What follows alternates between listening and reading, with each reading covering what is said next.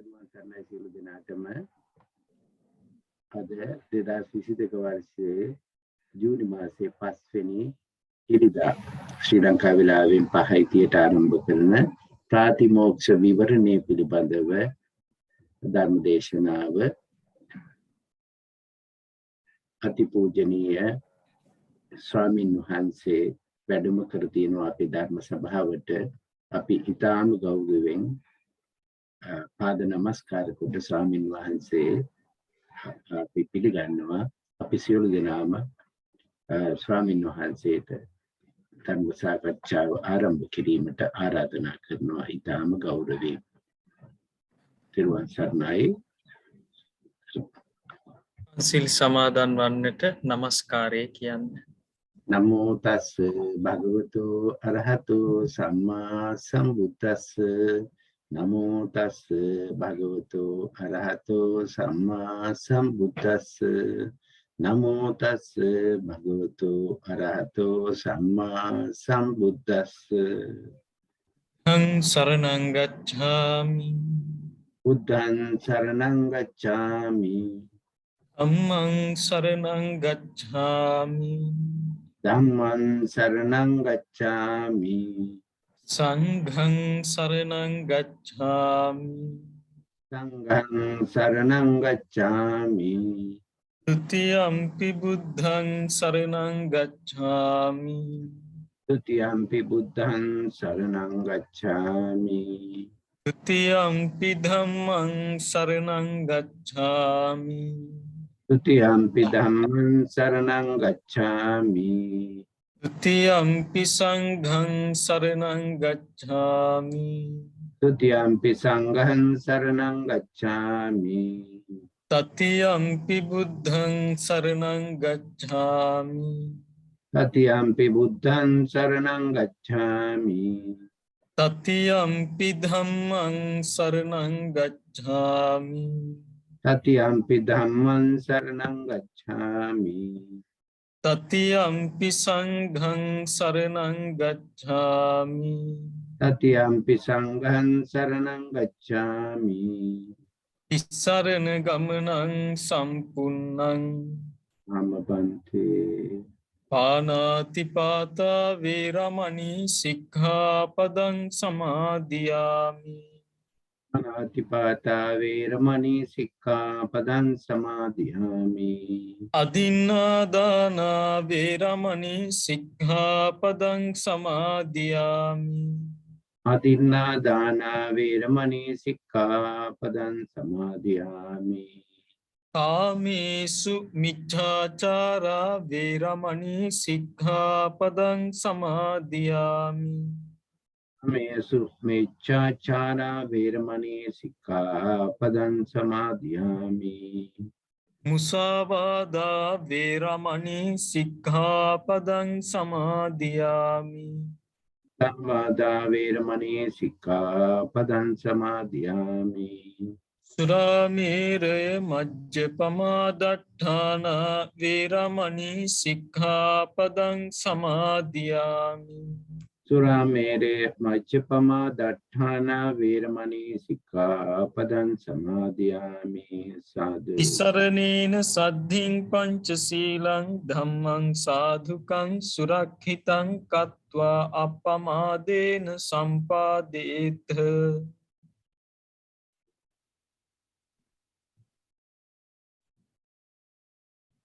අපි ආරම්භක ගාථා සජ්ජායනා කරමු. විචිත්ත මති ගම්භීර මනන්ත ණය මණ්ඩිතං ප ဋ ාණං සම්මසන්තස්ස විමලාමිත බුද්ධියා යස්ස දේහා නික්කමින්සු සුභා චබ්බන්න රංසියෝ නීල පීතා රත්ත සේතා මංජෙට්ඨාච භබස්සරා තං ලෝකනාතං සුගතං ධම්මංච ජින සේවිතං සංඝං නිරංගනං සෙට්ඨං නමාමි සිරසාදරං. දයි මේ වෙලාවේ අපි හැමදෙනාම සූදානම් වෙන්නේ ප ဋ ාණ ධර්ම සභාව විසින් මෙහෙයගෙන එනු ලබන ඒ විනය දේශනා සාකච්ඡාව භික්ෂු ප්‍රාතිමෝක්ෂයට අයත් ඒ ශික්ෂාපද අර්ථ විවරණය කර ගැනීම අද දවසේ අපට නියමිත වෙන්නේ සංඝාදිශේෂ ආපත්‍ති සම්බන්ධයෙන් ඒ ආපත්‍තියෙන් නැගී සිටීම සිදු කරන්නේ කොහොමද කියන කාරණාව සම්බන්ධයෙන් මේ සංඝාදිශේෂ ආපත්‍තියක් කියනකොට අපි පෙර අධ්‍යයනය කළා පෙර ඉගෙන ගත්තා සංඝයාගේ මැදිහත් වීමෙන් යුතුව වරදින් නැගී සිටින්නට සිදුවෙන ආපත්‍ති තමයි සංඝාදිශේෂ ආපත්‍ති කියන නාමයට වැටෙන්නේ. එතකොට මේ වෙලාවේ ඔයත්තන්ගේ සාමාන්‍ය දැනීම පිණිස ඔයත්තන්ගේ අධ්‍යයනයට අවශ්‍ය ප්‍රමාණයට ඒ සංඝාදිශේෂ ආපත්‍තියකින් නැගී සිටින හැටි කොහොමද ඒ ක්‍රමවේදය කියන එක සරල විග්‍රහයක් අද දවසේ සිදු කරන්නට බලාපොරොත්තු වෙනවා. එතකොට අපි මේ වෙනකොට ඉගෙනගෙන තියෙනවා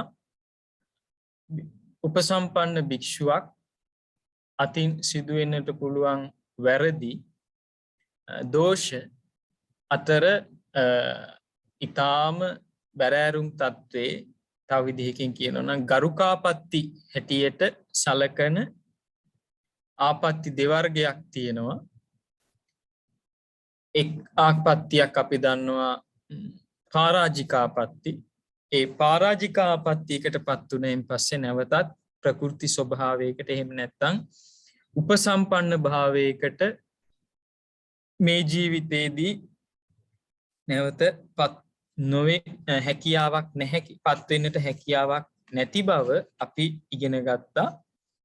දැන් අපි කතා කරනවා මේ ගරුකාපත්ති යටතේ තියෙන සංඝාදිශේෂාපත්ති. ගරුකාපත්ති යටතේ තියෙන ආපත්‍ය අතුරින් නැවතත් ප්‍රකෘති භික්ෂුවක් හැටියට උපසම්පන්න භික්ෂුවක් හැටියට නැගී සිටින්නට පුළුවන් සිදුවෙන හැටි දෝෂ තමයි ඒ දෝෂ සිදුවුණෙන් පස්සේ නැගී සිටින්නට හැකියාව ඇති දෝෂ සංඝාදිශේෂාපත්ති. ඒත් සංඝයාගේ මැදිහත් වීමකින් යුතුවයි ඒ සංඝාදිශේෂ ආපත්‍යයකින් නැගී සිටීමේ හැකියාව ලැබෙන්නේ. එතකොට මේ වන විට අපි දැනුවත් වෙලා තියෙනවා සංඝාදිශේෂාපත්ති 13ක් පිළිබඳව. එයින් මුල් 9 අපි කියනවා පඨමාපත්තික සංඝාදිශේෂාපත්ති කියලා. පඨමාපත්තික කියනකොට ඔබ මේ වෙන විට දන්නවා ඒ ආපත්තිය සිදු වහාම ඒ ආපත්තිය සිදු වෙයි ඉවර වෙනවත් සමගින්ම සංඝාදිශේෂ ඇවතට ඒ භික්ෂුව පත් වෙනවා. භික්ෂුණීන්ටත් සංඝාදිශේෂාපත්ති තියෙනවා. ඊළඟ 4 අපි සැලකුවොත් එහෙම ඒවට අපි කියනවා යාව තතියක ආපත්ති කියලා. ඒවා යාව තතියක කියන නාමයට වැටෙන්නේ ඇයි 10 වෙනි ආපත්තියේ සිට 13 වෙනි ආපත්තිය දක්වා හේතුව ඒ දෝෂයේ සිදු වෙලා සිදුවන අනතුරුව සංඝයා විසින් 3 වරක් ඒ භික්ෂුවට හෝ භික්ෂුණියට සංඝාදිශේෂයක් සිදු වුණු සිහිපත් කරනවා ඔබ සතුව දෝෂයක් තියෙනවා ඒ දෝෂයෙන් නැගී සිටින්න කියලා. ඒ වරදින් මිදෙන්න කියලා. 3 වෙනි වර දක්වාම ඒ අවවාදය කරනකොට ඒ අවවාදේ නොපිළිගන්නා දැඩිසේ Tamanගේ මතය තුල ඉන්න භික්ෂුව 3 වෙනි වරටත් අවවාද කර අවසානයේදී ඒ අත්හරින්නේ නැත්නම් ඒ නිසා උන්වහන්සේට සංඝාදිශේෂාපත්තියක් සිද්ධ වෙනවා. එහෙනම් ওই විදිහට තමයි පඨමාපත්තිකාපත්ති යාවතතිකාපත්ති කියන දෙවර්ගේ හඳුන්වන්නේ. එතකොට මේ පඨමාපත්තික වෙන්නත් පුළුවන් යාවතතියක වෙන්නත් පුළුවන්. මේ කවර හෝ සංඝාදිශේෂාපත්තියකට යම් කිසි භික්ෂුවක් උපසම්පන්න කෙනෙක්පත් වුණොත් ඒ කෙනා ඒ ගරුක ආපත්තියෙන් නැගී සිටින්නේ කොයියම් විදිහටද කියන එක ගැනයි අද අපි සාකච්ඡා කරන්නට බලාපොරොත්තු වෙන්නේ. දැන් මේ පොතේ තියෙන විවරණයට එන්න කලින් මම පුංචි වචන කිහිපයක් සරලව හඳුන්වලා දෙන්න. එකක් තමයි පටිච්චන්න කියන වචනේ. පටිච්චන්න කියලා කියන්නේ වසනවා කියන එකයි. වහලා තියෙනවා. විවෘත කරන්නේ නැහැ. ඒක තමයි පටිච්චන්න කියන අර්ථය. වචනේ අර්ථය. ඊළඟ කාරණාව තමයි පිරිවෙස් සමාදන් වෙනවා. පිරිවෙසක් කියලා කියන්නේ ඒ වචනේම අර්ථය ගත්තොත් එහෙම පරිවාස කාලයක්. කියන්නේ අපි තවත් හික්මෙන කාලයක්. පිරිවෙසක් සමාදන් වෙනවා කියන එකේ අදහස තමයි හික්මීමක් සිදු කරනවා කියන අදහස. ඊළඟට තව වචනයක් තියෙනවා මානත කියන වචනේ. මේ මානත තුලත් සිදු වෙන්නේ හික්මීම කියන කාරණාවක්ම තමයි. ඊළඟ වචනේ තමයි අබ්බානේ කියන වචනේ. අබ්බානේ කියලා කියන්නේ අර සංඝාදිසේසාපත්තියකට පත්තුණු භික්ෂුවක්. දේශනාවේ සඳහන් වෙන්නේ 20කට වැඩි උපසම්පන්න භික්ෂූන් වහන්සේලා අත්පස ඉන්න වෙලාවේදී කර්ම වාක්‍ය කියලා උන්වහන්සේව නැවතත් අර සංඝාදිසේසාපත්තියෙන් නැගී සිටුවලා ප්‍රකෘති භික්ෂුවක් බවට පත් කරන විනය කර්මය තමයි අබ්බාන විනය කර්මය කියලා කියන්නේ. එහෙනම් පිරිවෙස් කියන ඒවා මානත් කියන දේවල් අපි දන්නවා මේ වෙනකොට සමාදන් වෙලා හික්මෙන කාල. යම්කිසි උපසම්පන්න භික්ෂුන් වහන්සේ නම සංඝාදිසේසාපත්තියකට පත් වෙලා ඉන් අනතුරු උන්වහන්සේ පිරිවෙස් පිරිය යුතු කෙනෙක් නම් ඒ පිරිවෙස් පුරලා ඉන් අනතුරුව මානතක් සමාදන් වෙලා ඒ මානත තුලත් හික්මීම සිදු කරගෙන ඒ විදිහට පිරිවෙස් තුලත් හික්මලා මානත කියන ඒ ස්වභාවය තුලත් හික්මිලා අවසානයේදී තමයි අබ්බාන විනය කර්මයකින් උපසම්පන්න ප්‍රකෘති උපසම්පන්න භික්ෂුවක් බවට පත් වෙන්නේ.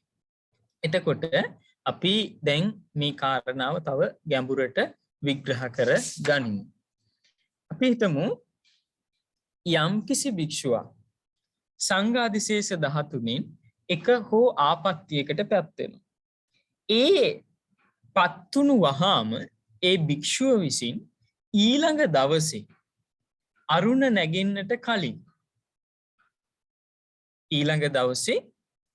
නැගෙන්නට කලින් තමන් ඒ සංඝාදිසේසාපත්තියකට පත්තුණු බව සමාන සංවාසක උපසම්පන්න භික්ෂූන් වහන්සේ නමකට ඇවත ආරෝචනය කරන්නට ඕන. එතකොට යම්කිසි භික්ෂුවක් තමන් උපසම්පන්න භික්ෂුවක් සංඝාදිසේසාපත්තියකට පත් වෙලා තමන් පත් වුණු ආපත්තිය ඊට පහුවෙනිදා අරුණ නැගෙන්නට කලින් ආරෝචනය කළේ නැත්තම් තවත් උපසම්පන්න සමාන සංවාසක භික්ෂුන් වහන්සේ නමකට තවත් උපසම්පන්න භික්ෂුන් වහන්සේ නමකට ආරෝචනය කළේ නැත්නම් එය වසාගෙන සිටියනම් ඒ ආපත්තිය විවෘත කළේ නැත්නම් ඒ දෝෂය සංඝයාට කියලා පිරිසිදු බව ප්‍රාර්ථනා නොකර ඉන්නවා නම් ඒ භික්ෂුව ඒ ආපත්තිය වැසුවා කියන සංකල්පෙට එනවා.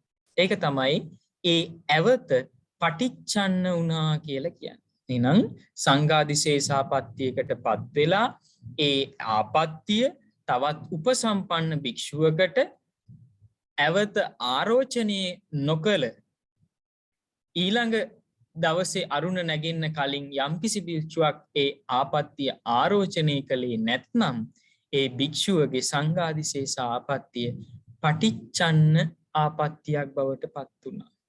අපි හිතමු ඒ විදිහට යම්කිසි භික්ෂුවක් ඒ ආපත්තිය අරුණවල් ගණනාවක් අපි හිතමු අද ආපත්තිය සිදු වුණා හෙට අරුණ නගින්න කලින් හෙට උදෑසන ඉරුට කලින් තියෙනවා අරුණ කියලා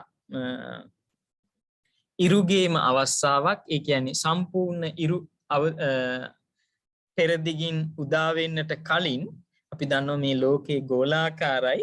ඉරුගේ ඒ ගමන් රටාව තුල සම්පූර්ණ ඉර අර නැගෙනහිර සිටිදෙන් නැගෙන්නට කලින් ඉරුගේ රශ්මිය එහෙම නැත්නම් ඒ ආලෝකය ඒ සිතිදේට උඩින් දිස් වෙන්නට පටන් ගන්නවා. එතකොට ඒ ආලෝකයේ වලාකුළු දක්වාම විහිදිලා තියෙනවා. එතකොට අපිට ඒ ඉර උදා වෙන්නට කලින් ඒ දැක්වෙන ඒ රතු ආලෝකය තමයි අපි සලකන්නේ අරුණ කියන සංකල්පයේ යටතට. එතකොට මේ අරුණ නැගෙන්නට කලින් ඒ භික්ෂුව තමන්ගේ ආපත්තිය ආරෝචනය කරේ නැත්නම් අපි දන්නවා දැන් පටිච්චන්න වෙනවා.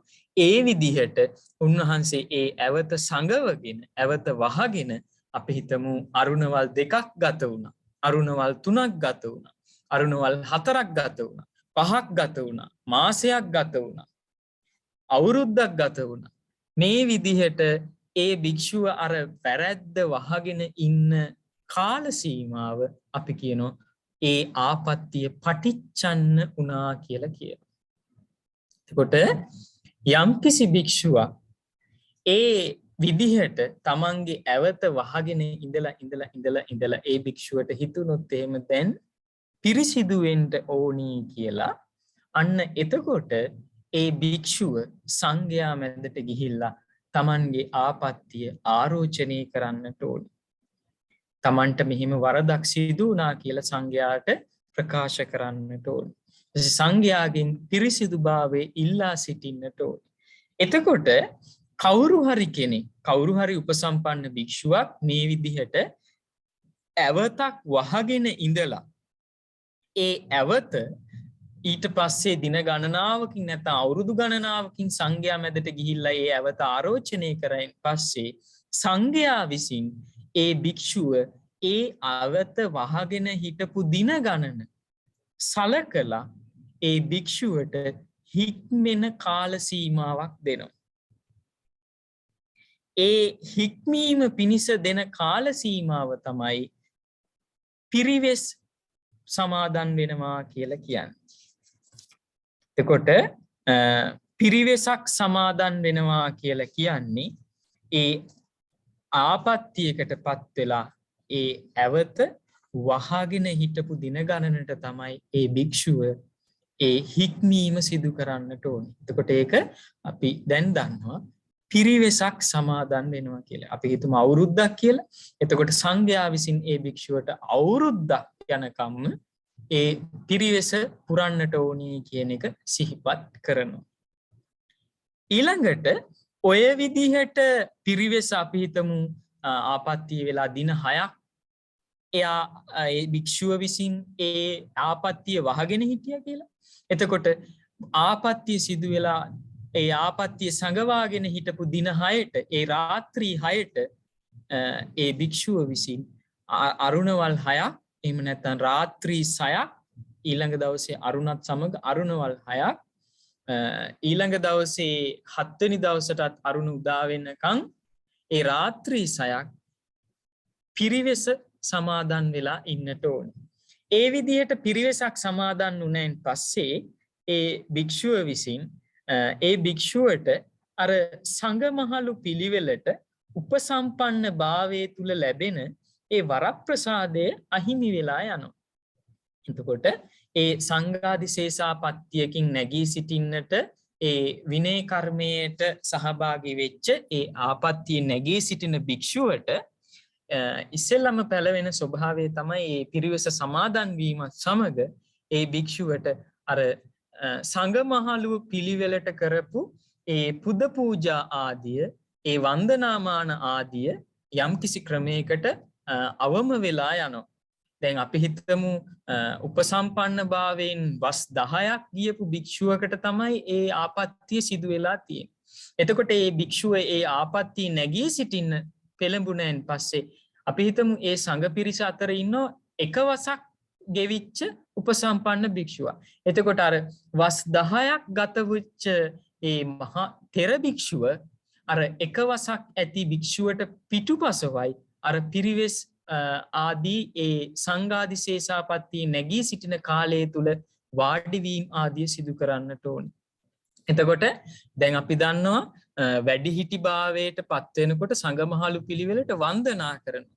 එතකොට අර පරිවාස කාලය තුල රැඳී ඉන්න භික්ෂුව මහා තෙරුන් වහන්සේ නමක් වුණත් උපසම්පන්න භික්ෂූන් උන්වහන්සේට සිදු කරන වන්දනා ආදී සිදු කරන්නේ උපසම්පන්න භාවයෙන් දවසක් ගත වුණත් ඒ භික්ෂුවට ඒ වන්දනාමාන ආදී සිදු කරන්නේ නැහැ. ඒ කියන්නේ ඒ භික්ෂුවට Tamanගේ දෝෂය ගැන දට හිතන්න අවස්ථාව සලසලා දෙනවා. Taman මේ වරදට පත් වුණා, ඒ වරදෙන් දැන් නැගී සිටින මේක ගැන හොඳට කල්පනා කරලා බලන්න මේ සංඝයා අතරත් ඔබට මේ වරදකට පත් වෙනවා කියලා කියන්නේ බොහෝම ලාමක දෙයක්. ඉතින් වරදෙන් නැගී සිටීම තමයි උසස්ම දේ. එනමුත් ඒ වරදට පත් වෙලා ඒ වරදින් පිළියම් කරනකොට අර උන්වහන්සේට ලැබෙන ප්‍රත්‍යලාභයන් කියන්නේ ගරු බුහුමන් වන්දනා සැලකිලි ආදී විශේෂයෙන් ඒවා යම්කිසි මට්ටමකට අවම වෙලා යනවා. එනමුත් ඒ විදිහට සංඝාදිසේසාපත්‍යයකින් නැගී සිටින භික්ෂුවකට කිසියම්ම හෝ කෙනෙක් ගර්හා කරන්න යන්නේ නැහැ. ඒ උන්වහන්සේට ලැබෙන වන්දනාමානාදී නැති වෙනවා කියන එකෙන් කවදාවත් උන්වහන්සේට ගර්හාවක් කරනවා කියන අදහස සැලකෙන්නේ නැහැ. උන්වහන්සේට ඒ தත්ත්වය සිහි කැඳවීමක් තමයි සිද්ධ කරන්නේ. හොඳට සිහිය පිහිටවනවා. දැන් පෙර වන්දනාමානාදී ලැබුණා, දැන් වන්දනාමානාදී ලැබෙන්නේ නැහැ. හොඳට සිහිය පිහිටුවා ගන්න මේ ආපත්‍යයක තියෙන බරපතලකම ගැන හොඳට හිතන්න කියන ඒ ස්වභාවය තමයි ඒ තුල නිර්මාණය කරලා දෙන්නේ. එතකොට මෙන්න මේ විදිහට පිරිවෙසක් සමාදන් වෙච්ච භික්ෂුවක් විසින් එතකොට පෙර දවස්වලට වඩා හොඳට සිහිය පිහිටුවලා වත්මානත් ආදී වත්පිළිවෙත් ආදී සිදු කරන්නට ඕන. දට විහාරමාළුව අමදින්ට ඊට පස්සේ සංඝයාට ඒ අවශ්‍ය පහසුකම් සලකනකොට ඒ භික්ෂූන් වහන්සේලාට තියෙන වත් තියෙනවා. ඒ වත්මානත් වත් කටයුතු සිදු කරන්නට ඕනි. කියන්නේ පිරිසිදු කිරීම, හැමදීම් මේ ආදී නොයෙකුත් කුදු මහත් වත් ආදී සිදු කරන්නට ඕනි. ඉතින් මෙන්න මේ විදිහට තමයි මේ භික්ෂුව මේ පරිවාස කාලය තුල ගත කරන්නේ. දින 6ක්ද දින 10ක්ද දින 100ක්ද අවුරුද්දක්ද අවුරුදු 2ක්ද කියලා තීරණය වෙන්නේ ඒ පරිවාස කාලය ඇවත සංගවාගෙන හිටපු දින ගණනට. එතකොට ඒ විදිහට පරිවාස කාලය ගත කරලා ඉවර වෙලා ඒ භික්ෂුව විසින් ඊළඟට සංඝයාට දැනුම් දෙනවා දැන් මේ පරිවාසයේ අවසానයි කියන එක. ඊළඟට සංඝයා නැවත වතාවක් එකතු වෙලා ඒ පරිවාසයක් පිරිවෙසක් දෙන්නට ඊළඟට මම කියන කාරණාව තමයි මේ මානත කියන කාරණාව. ඒ මානත කියලා කියන්නේ අනිවාර්යෙන් දින 6ක්.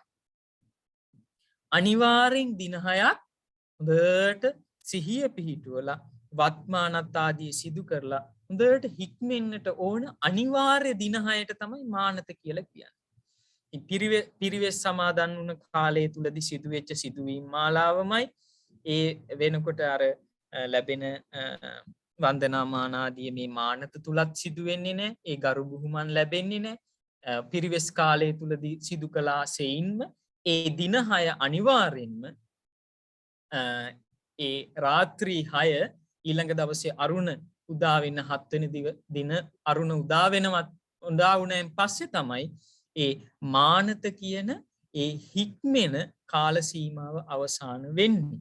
දැන් අපිට සාමාන්‍යයෙන් අපි සලකන්නේ දවසක අවසානයේ වෙන්නේ රෑ 12ට. ඊළඟ දවස් උදා වෙන්නේ. නමුත් භික්ෂුන් වහන්සේලාගේ ක්‍රමවේදය අනුව භික්ෂුන් වහන්සේලාගේ දවස ආරම්භ වෙන්නේ අරුණක් සමගින්.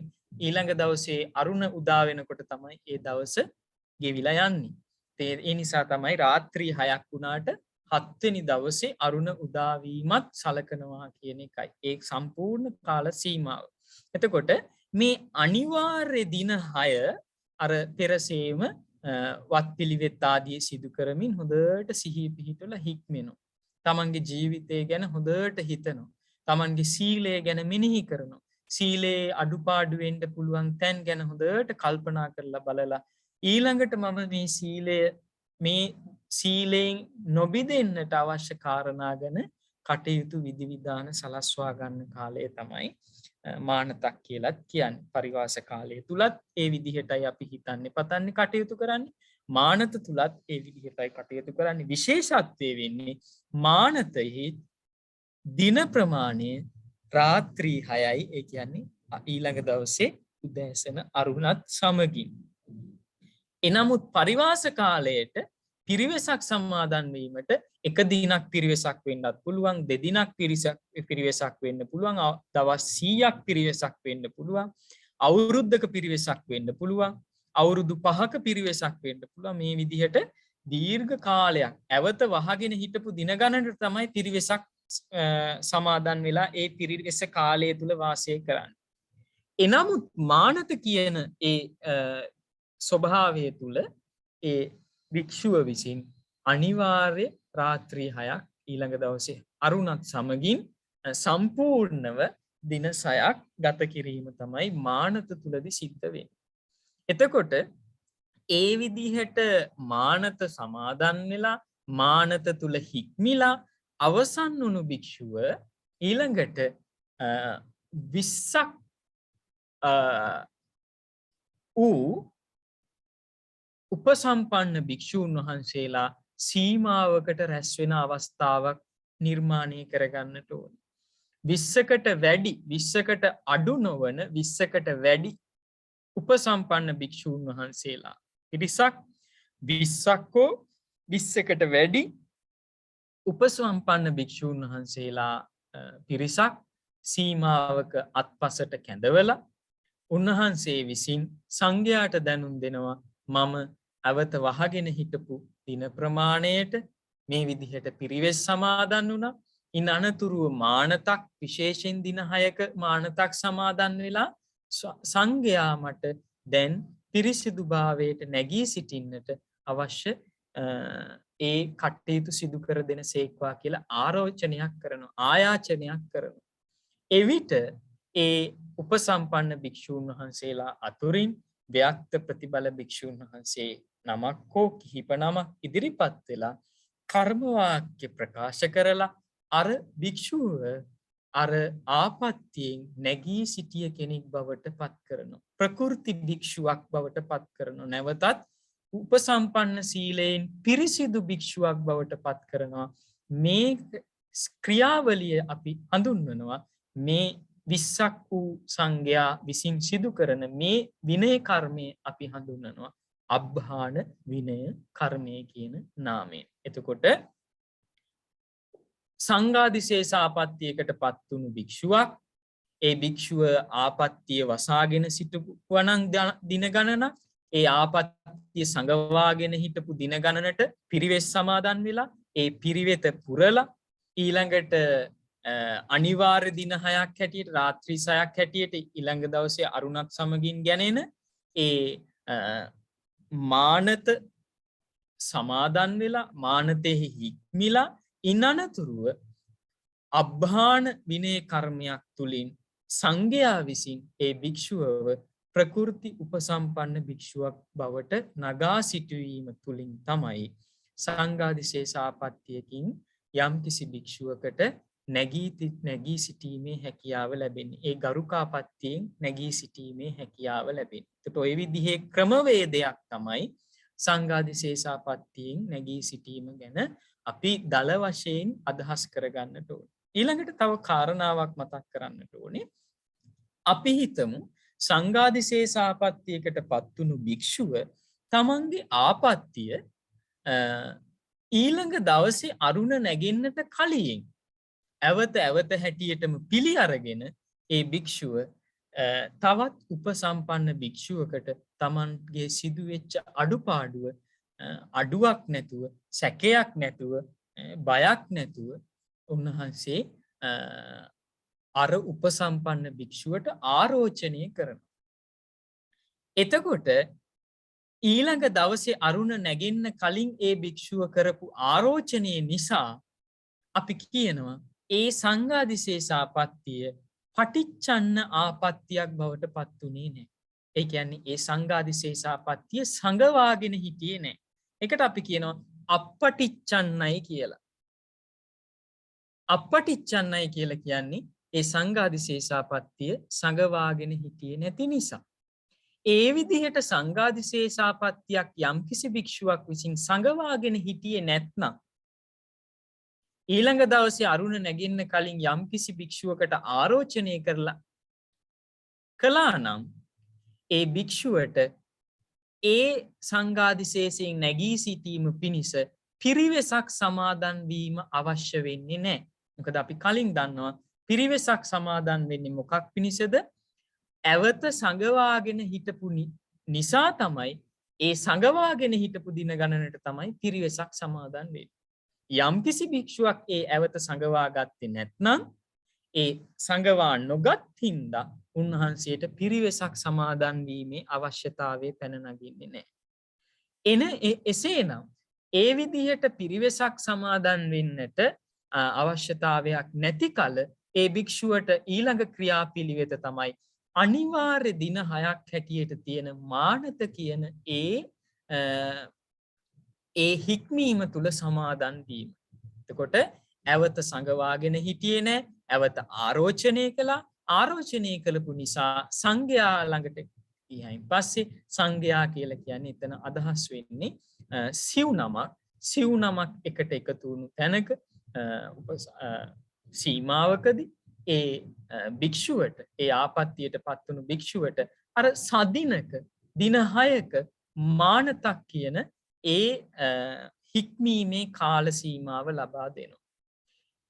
අනතුරුව ඒ භික්ෂුව දින 6ක අර පෙරසේම වත් පිළිවෙත් ආදී සිදු කරමින් පෙර ලැබිච්ච ඒ කරු බුහුමන් වන්දනාමාන ආදී නොලැබෙනවා මේ වෙලාවේදී. එනමුත් සංඝමහලු පිළිවෙල තුලදී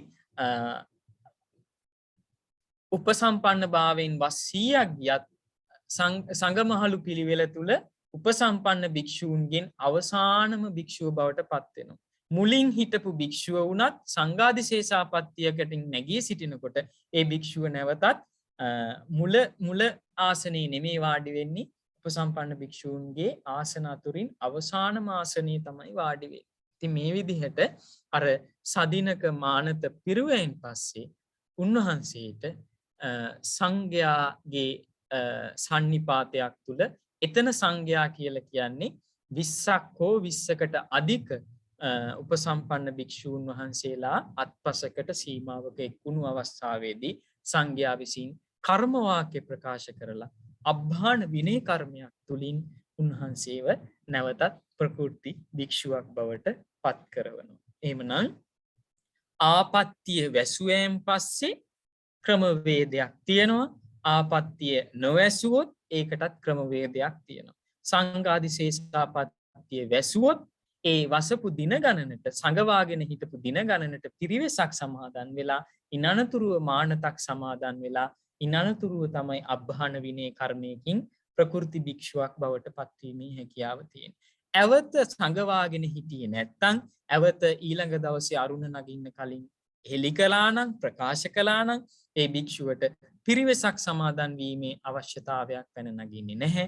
උන්වහන්සේට විනය තුල දේශනා කරන්නේ මානතක් සදිනක මානතක් සමාදන් වෙලා ඒ අනිවාර්ය සදිනක මානත සමාදන් වීමෙන් අනතුරුව ඒ තුල හික්මීමෙන් අනතුරුව ඒ භික්ෂුවට ඊළඟට අර අබ්බාන විනය කර්මයක් තුලින් උපසම්පන්න පිරිසිදු භික්ෂුවක් බවට නැවතපත් වීම තමයි විනය තුල පෙන්වන ක්‍රමවේදය වෙන්නේ. එහෙමනම් මූලිකවම මේ සංඝාදිශේෂාපත්තියකින් නැගී සිටීම සම්බන්ධයෙන් අපි ඔන්න ඔය විදිහේ දල අදහසක් අපි මේ සම්බන්ධයෙන් ඇති කරගන්නට ඕන. මම හිතන්නේ දැන් හැම දිනාටම ඒ දල අදහස මේ සංඝාදිශේෂාපත්තියකින් ගරුකාපත්ති හැටියට තියෙන සංඝාදිශේෂාපත්තියකින් නැගී සිටීම සම්බන්ධයෙන් යම්කිසි පැහැදිලි අදහසක් දැන් ඔබට ලැබිලා ඇති. එහෙමනම් අපි ඊළඟට මේ කතා කරපු මේ ස්වභාවයන් පිළිබඳව තව ටිකක් ගැඹුරට ඔබට මේ අධ්‍යයනයට ශාස්ත්‍රීය අධ්‍යයනයේ පිණිස ටිකක් ඒක ගැන තව ගැඹුරට අධ්‍යයනය කිරීමක් තමයි දැන් අපි ආරම්භ කරන්නට යන්නේ. මම දැනගන්න කැමති මේ කතා කරපු කොටස තුල යම්කිසි කෙනෙකුට අපැහැදිලි තැනක් තියෙනවද කියන එක. මොකද අර දල අදහසක් ඔළුවට අරගෙන තමයි අපි මේ ඉතිරි කතා බහ ඉතිරි සිදු කරන්නට අවශ්‍ය වෙන්නේ. ගරුතර ස්වාමීන් වහන්සේ අවසරයි. එතකොට මේ මානත පුරන්න ඕන පිරිවෙස් පුරන්න ඕන දැන් තමන් ඉන්න ආරාමේ නෙමෙයි මූලස්ථානයකට ගිහිල්ලා නේද? අපි ඒ ගැන සුමනා මෑණියෝ අපි ඒ ගැන ඉදිරියේදී සාකච්ඡා කරනවා. මම අර ගැඹුරට යන්න කලින් අර දල අදහස ගැනයි මම මේ වෙලාවේදී ඇහුවේ. ඒක ටික පැහැදිලි හොඳටම ස්වාමීන් වහන්සේ ගොඩක් පිං. හොඳයි. එහෙමනම් අපි දැන් ඒක සම්බන්ධයෙන් වැඩිදුර විස්තර විමසන්න දැන් සාකච්ඡාව ආරම්භ කරමු. එහෙමනම් අපි අපේ ප්‍රාතිමෝක්ෂ විවරණය කියන ග්‍රන්ථය තුල 225 වෙනි පිටුවට අවධානය යොමු කරොත් ඒ 225 වෙනි පිටුවේ අවසාන ඡේදයේ ඔබ මේ දේශනාවෙන් අනතුරු සාකච්ඡාවෙන් අනතුරු නැවතත් ඒ ගැන කියවන්න අධ්‍යයනය කරන්න අපි ඒ කාරණා ගැන දැන් කෙටියෙන් අපි සාකච්ඡා කරගෙන යමු. යම්කිසි භික්ෂුවක් සංඝාදිශේෂාපත්තියකට පත් වෙලා සමාන සංවාසක උපසපන් භික්ෂුවකට ආරෝචනය නොකොට අරුණ නැංවීමෙන් ඇවත පටිච්චන්න වෙයි. එක් අරුණක් ඉක්මවහොත් එක් දිනක් ප්‍රතිච්ඡන්න වීමද අරුණු දෙකක් ඉක්මවහොත් දෙදිනක් ප්‍රතිච්ඡන්න වීමද වේ. මෙසේ ඉක්මවන අරුණු ගණනට එපමණ දින ගණනක් ඇවත ප්‍රතිච්ඡන්න වූ යයි සැලකේ. ඇවත සංගවාගෙන හිටියා කියලා සැලකෙනවා. එහෙමනම් සංඝාදිශේෂාපත්තියක් ඒ ප්‍රතිච්ඡාදනය වෙන්නේ පටිච්ච වෙන්නේ ඇවතට පැමිණලා අරුණ නැගීමට පෙර ආරෝචනය නොකිරීම නිසා. එහෙනම් ආරෝචනය නොකර අරුණ ඉක්මවන ගණනට ඇවත ප්‍රතිච්ඡන්න වෙනවා. එහෙනම් ඇවත පටිච්චන්න වෙන්නට මෙන්න මේ කාරණා සම්පූර්ණ විය යුතුයි කියන එක අපේ පොතේ සඳහන් වෙලා තියෙනවා. ආපත්තිච හෝති ආපත්ති සංඤීච පකතත්තෝච හෝති පකතත්ත සංඤීච අන්තරායිකෝච හෝති අන්තරායික සංඤීච පහූච හෝති පහූ සංඤීච. මොනවද මේ කාරණා ටික? මේ කතා කරන්නේ ආපත්තිච හෝති ආපත්ති සංඤීච. තමා ආපත්තියකට පැමිණලා ඒක සංඝාදිශේෂාපත්තියක් කියලා දන්නවා. දැනත් ඒ භික්ෂුව ඒ ආපත්තිය ආරෝචනය කළේ නැත්නම් ඒක තමයි ආපත්තිච හෝති ආපත්තිච සංඤී කියලා කියන්නේ. පකතත්තෝච හෝති පකතත්ත සංඤී කියලා කියන්නේ යම්කිසි භික්ෂුවක් ආපත්තියකට පත් වුණායින් පස්සේ ඒ ආපත්තිය නැගී සිටින් නැතිව දැඩිව සිටිනකොට සංඝයා විසින් ඒ භික්ෂුවට උක්කේපනීය කර්මය කරනවා. උක්කේපනීය කියලා කියන්නේ උන්වහන්සේව අර සමාන සංවාසක සංඝයා අතර බැහැර කරපු කෙනෙක් බවට පත් කරනවා. කොට ඒ උක්කේපනීය කර්මයකින් බැහැර කරලත් නැහැ. උපසම්පන්න සීලයක පිහිටලත් ඉන්නේ. ප්‍රකෘති තත්වයේ ඉන්න භික්ෂුවක් කියලා දැනත් ඉන්නේ. එතකොට උක්කේපනීය කර්මයකින් බැහැර කරලත් නැහැ. උපසම්පන්න සීලයක පිහිටලත් ඉන්නේ. තමන් උපසම්පන්න භික්ෂුවක් කියලා දන්නවා.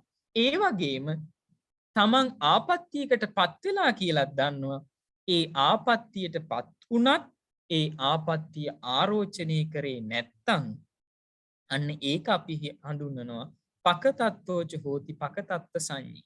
ප්‍රකෘතිභාවයෙන් ඉන්නවා. නමුත් ප්‍රකෘතිභාවය තුල හිටියට ඒ ප්‍රකෘතිභාවය තුලදී තමන්ගේ ආපත්තිය හඟවන්නේ නැහැ. අන්තරායිකෝච හෝති අන්තරායික සංඤී.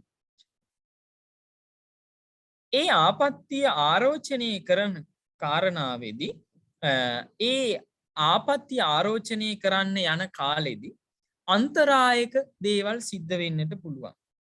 එතකොට යම්කිසි දැන් මෙතන සඳහන් වෙනවා රජුන්ගෙන් සොරුන්ගෙන් ගින්නෙන් ජලයෙන් මේ විදිහට කාරණා 10කින් මේ උවදුරක් වීම කියන එක සඳහන් වෙනවා.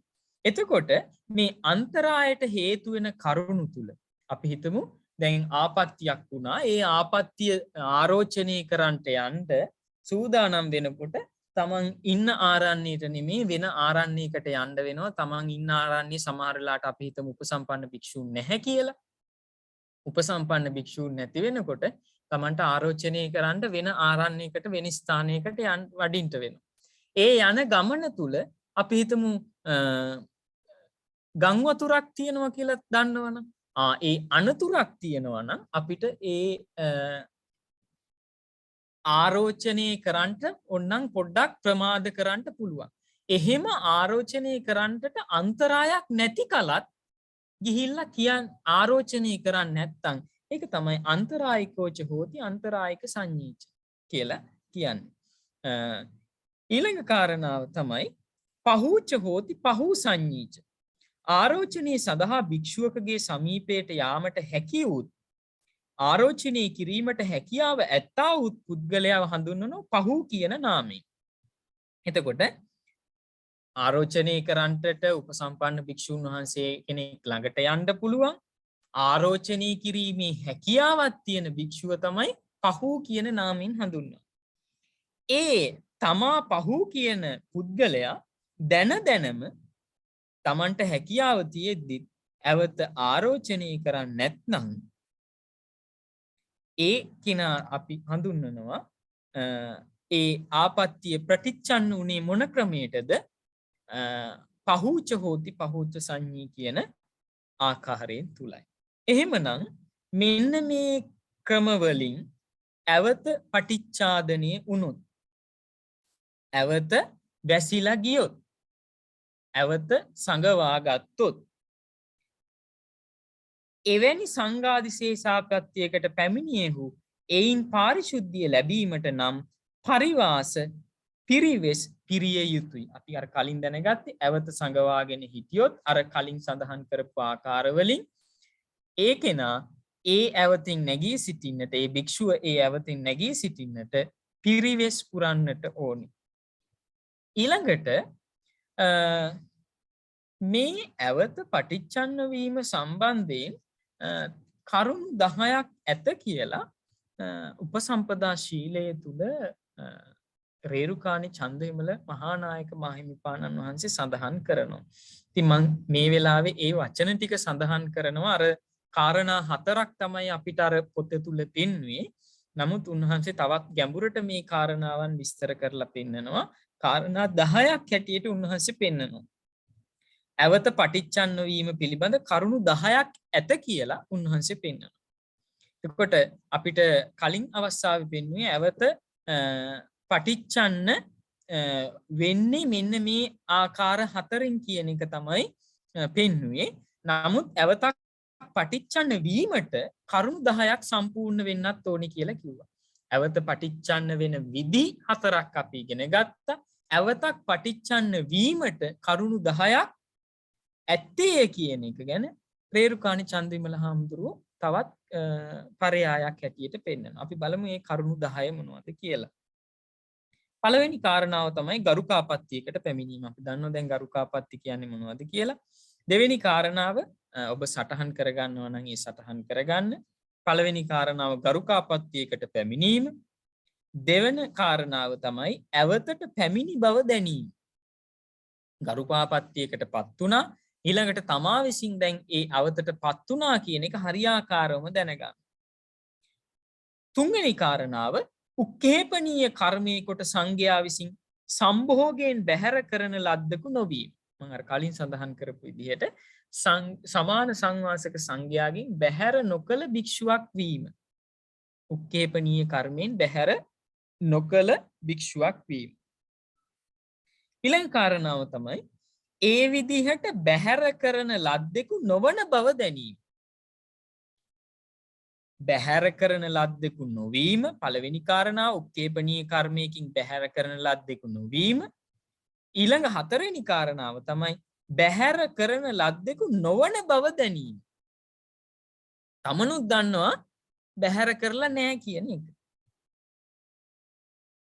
ආරෝචනය කිරීමෙන් විය හැකි අන්තරායක් නැති බව. ආරෝචනය කිරීමෙන් අන්තරායක් සිදුවෙන්නේ නැහැ කියන එකත් තමන් දන්නවා. තමන්ට විපතක් වෙන්නේ නැහැ කියන එක. ඊළඟ කාරණාව ආරෝචනය කිරීමට සමත් බව තිබීම. තමන්ට ආරෝචනය කිරීමට හැකියාවක් තියෙනවා. තමන්ට හැකි කියන සංඥාවක් තියෙනවා. ඒ බව දැනීම තමන්ට හැකි කියන සංඥාව හොඳට දැන් තේරෙනවා.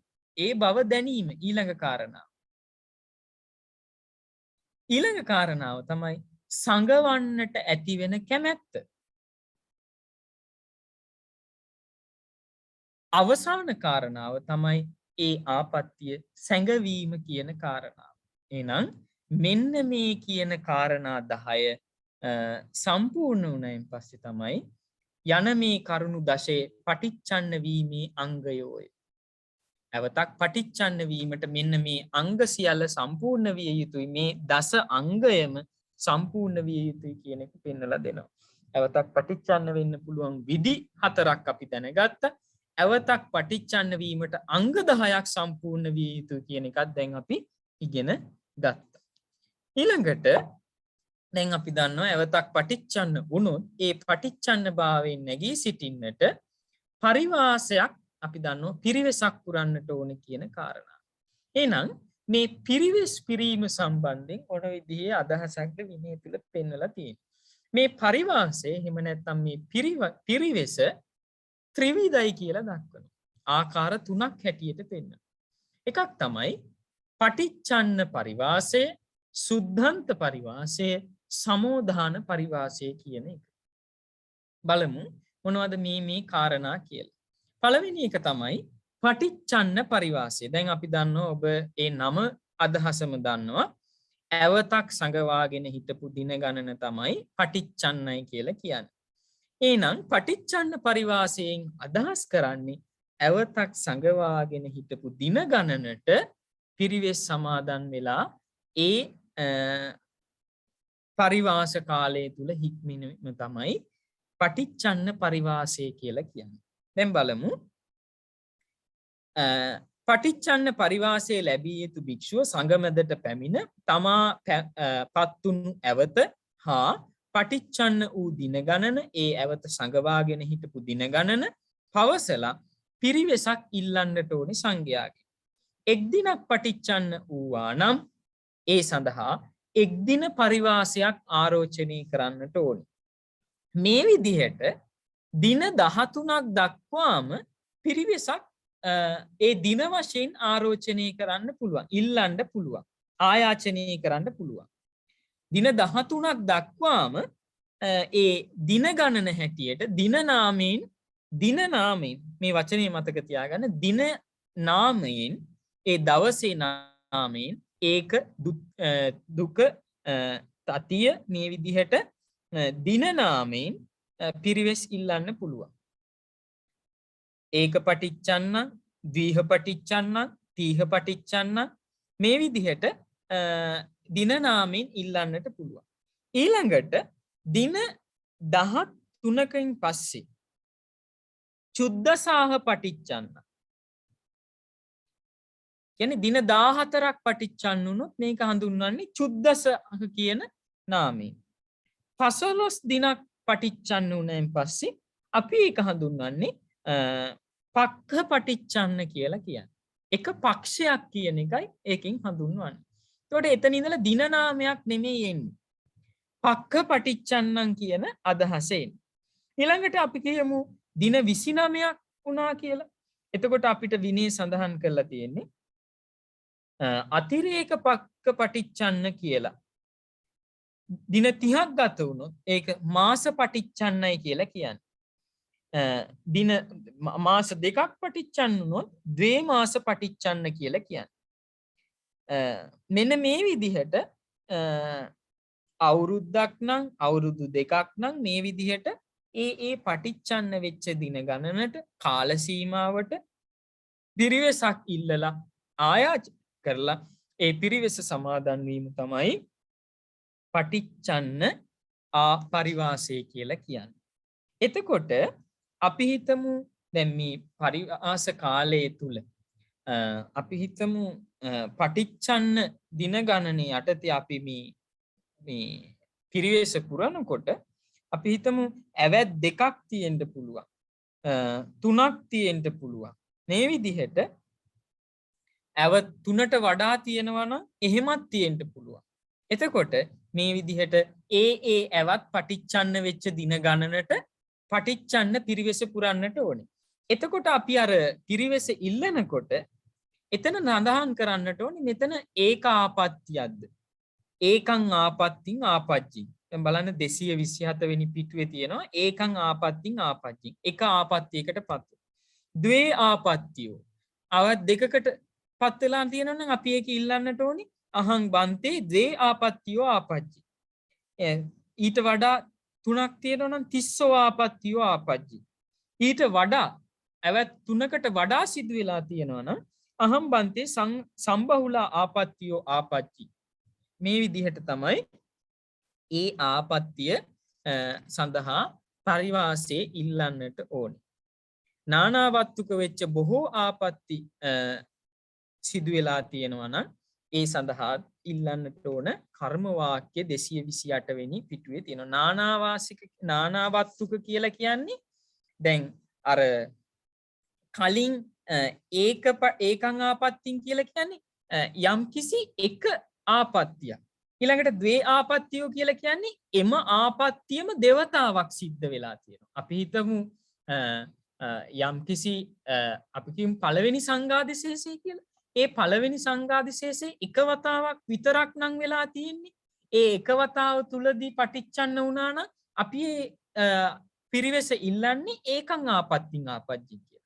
අපි කියමු ඒ පළවෙනි සංඝාදිශේෂ ආපත්තියම තුන් වතාවක් සිදු වෙලා තියෙනවා. අන්න එතකොට අපි ආපත්තියට පරිවාසයේ ඉල්ලන්නේ තිස්සෝ ආපත්තියෝ ආපජ්ජින් කියලා.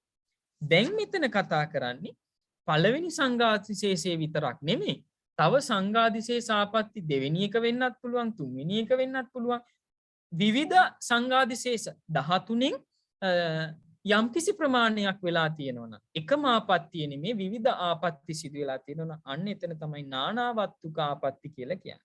එහෙම නානාවත්තුක ආපත්ති සිදු වෙලා තියෙනවා නම් ඒ ආපත්ති ගණනටත් අපි ඉල්ලන්නට ඕනේ ආයාචනය කරන්නට ඕන කොයි විදිහටද කියන එක මේ 228 පිටුවේ සඳහන් වෙනවා. ඉතින් ඒවා ගැන එච්චරටම ගැඹුරට ඕනේ නැහැ. යම්කිසි දල අදහසක් තිබුණාම ඔබේ පිළිතුර ගොඩනගා ගැනීමේ හැකියාව ලැබෙනවා.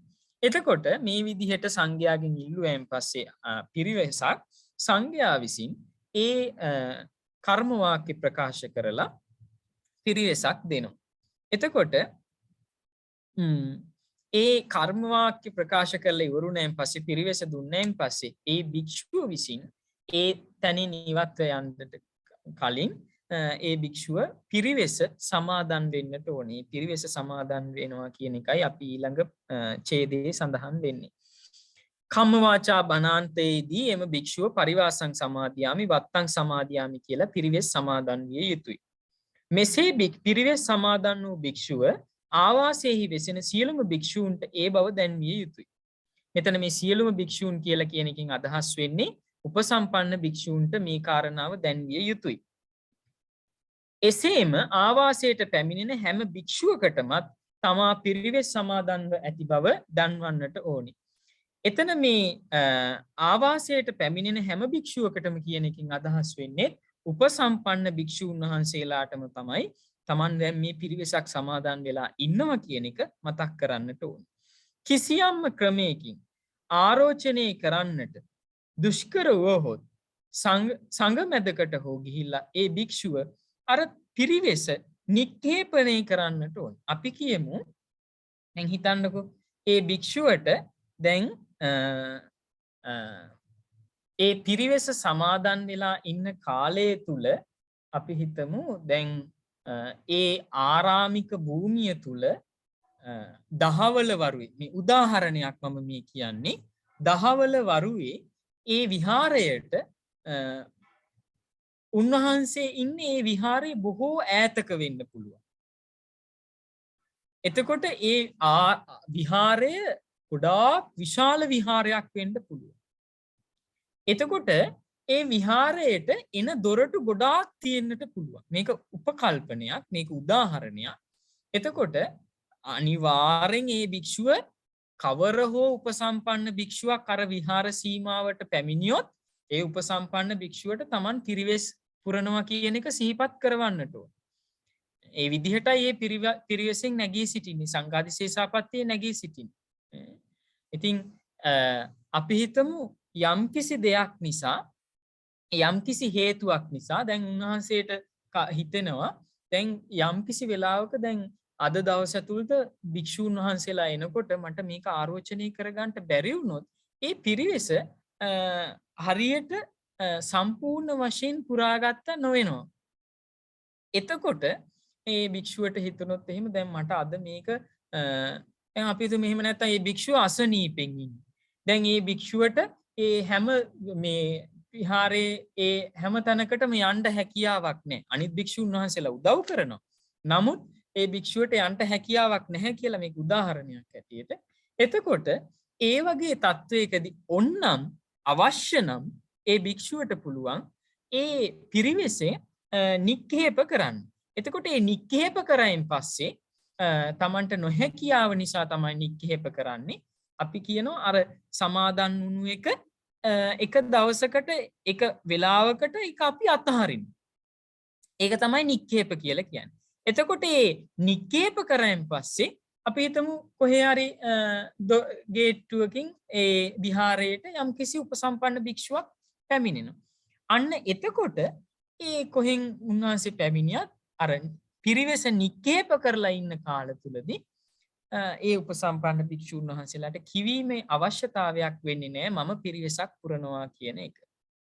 හැබැයි ඒ පිරිවෙස පුරාගෙන යන අතරේ පිරිවෙස නික්කේප කරලා ඊළඟ දවසේ අරුණ නැගෙන්න කලින් ආපහු උන්වහන්සේ විසින් පිරිවෙස සමාදන් වෙන්නට ඕන. එහෙම පිරිවෙස සමාදන් නොවුනොත් එහෙම මොකද වෙන්නේ? ඒ පිරිවෙස සමාදන් වෙලා නැවතත් ඒ විහාර සීමාවේ ඉන්න සියලුම උපසම්පන්න භික්ෂූන් වහන්සේලාට ආරෝචනය නොකළ හිටියොත් එහෙම ඒ පිරිවෙස හරියට පිරීමක් සිදු නොවුනා හැටියට තමයි සැලකන්නේ. එහෙම වුණොත් නැවතත් ආපහු මුල ඉඳලා පිරිවෙස සමාදන් වන්නට සිද්ධ වෙනවා. එනමුත් ඒ විදිහට පිරිවෙසක් සමාදන් වෙලා පිරිවෙසක් නික්කේප කරලා ඉන්න කාලයක් තියෙනවා. ඒ නික්කේප කරලා උන්වහන්සේට අවශ්‍ය නම් ඊළඟට නැවතත් ඊළඟ දවසේ අරුණ නැගෙන්න කලින් පිරිවෙස සමාදන් වෙලා ඒ විහාරයේ ඉන්න භික්ෂූන් වහන්සේලාට උපසම්පන්න භික්ෂූන් වහන්සේලාට ආරෝචනය කරන්නට ඕනේ. මෙන්න මේක තමයි නිවාසයේ පටිච්චන්න පරිවාසය කියලා කියන්නේ. පටිච්චන්න පරිවාසය කියලා කියන්නේ මෙන්න මේ කාරණාව. මම හිතන්නේ ඔබට 227 පිටුවේ ඉඳලා 228 පිටුවේ දෙවෙනි ඡේදයේ දක්වාම නිදහසේ කියව ගන්නකොට අද සාකච්ඡාවෙන් පසුව ඔබට මේ සම්බන්ධයෙන් තවත් පැහැදිලි කිරීම කර ගැනීමේ හැකියාව ලැබෙනවා. ඊළඟට අපි අවධානය යොමු කරනවා සුද්ධාන්ත පරිවාසය කියන කාරණාව. සුද්ධාන්ත කියලා කියන්නේ කිසිදු සංඝාදිශේෂාපත්තියකට නොපැමිණ තමා පිරිසිදුව පැවති කාලයේ අතහැරලා සෙසු කාලය සම්පූර්ණ කෙරෙන පරිවාසයේ සුද්ධාන්ත පරිවාස නම්. අපි මේක තවත් ඉදිරියට සාකච්ඡා කරගෙන යමු. එතකොට මොකක්ද කියන එක මේක පැහැදිලි වෙනවා. මේ සුද්ධාන්ත පරිවාසයේ දෙපරිදි වෙනවා. දෙආකාර වෙනවා. එකක් තමයි චූල සුද්ධාන්තය, ඊළඟ එක තමයි මහා සුද්ධාන්තය කියලා කියන්නේ. චූල සුද්ධාන්තය කියලා කියන්නේ මොකක්ද? උපසම්පදා වෙච්ච දිනෙන් පස්සේ තමා පිරිසිදුව හිටපු කාලයේ අතහැරලා ආපත්‍යයකට පත්වුණු දිනේ සිහි කරලා එතැන් සිට පරිවාසයේ සමාදන් වන දිනේ තෙක් වූ කාල පරිච්ඡේදය තුල සම්පූර්ණ කළ යුතු පරිවාසය තමයි චූල සුද්ධාන්ත පරිවාසය කියලා කියන්නේ. හිතමු කවුරු දවසක උපසම්පදා වුණා. ඒ උපසම්පදාවේ ඉඳලා යම්කිසි දීර්ඝ කාලයක් පිරිසිදුව හිටියයි කියන්නේ සංඝාදිශේෂාපත්තියකට පත් වුණේ නැහැ. එතකොට ඒ පත් නොවී සිටපු කාලයේ අතහැරලා ආපත්‍යයකට පත් වුණු දිනේ ඉඳලා එතෙන් සිට සිහිපත් කරලා මම මෙච්චරක් වෙන්න ඇති කියලා සංකල්පනාවකින් යුතුව නිශ්චිත කාලයක් තෝරාගෙන ඒ නිශ්චිත කාලය තුල පිරිවෙස සමාදන් වීම තමයි චූල සුද්ධන්ත පිරිවෙස කියලා කියන්නේ. දැන් අර පටිච්චන්න අවස්ථා ගැන මෙතන සඳහන් වෙන්නේ නැහැ. ඒ ගැන හොයන්නවත් හැකියාවක් ලැබෙන්නේ නැහැ. එනමුත් උපසම්පන්න භාවයේ ඉඳලා මෙච්චර කාලයක් මම පිරිසිදුව හිටියා කියලා දන්නවා. එතෙන් පටන් දීර්ඝ කාලයක් ගත වෙන්න පුළුවන්. ආපත්‍ය වුණාන් පස්සේ දීර්ඝ කාලයක් ගත වෙන්න පුළුවන්. නමුත් තමන් හිතනවා මම කිසිවෙකු තමාගේ ඇවත් ප්‍රතිංචන්නව ඇත්තේ මසකයි සිතා. හරියටම දන්නේ නැහැ. නමුත් මසකයි කියලා මාසයක් කියලා හිතනවා. මාසයක් කියලා හිතලා හරියටම දන්නවා නම් අපිට යන්න පුළුවන් පටිච්චන්න පිරිවෙසකට. හරියටම දන්නේ නැති නිසා තමයි අපි සුද්ධන්ත පරිවාසයකට යන්නේ.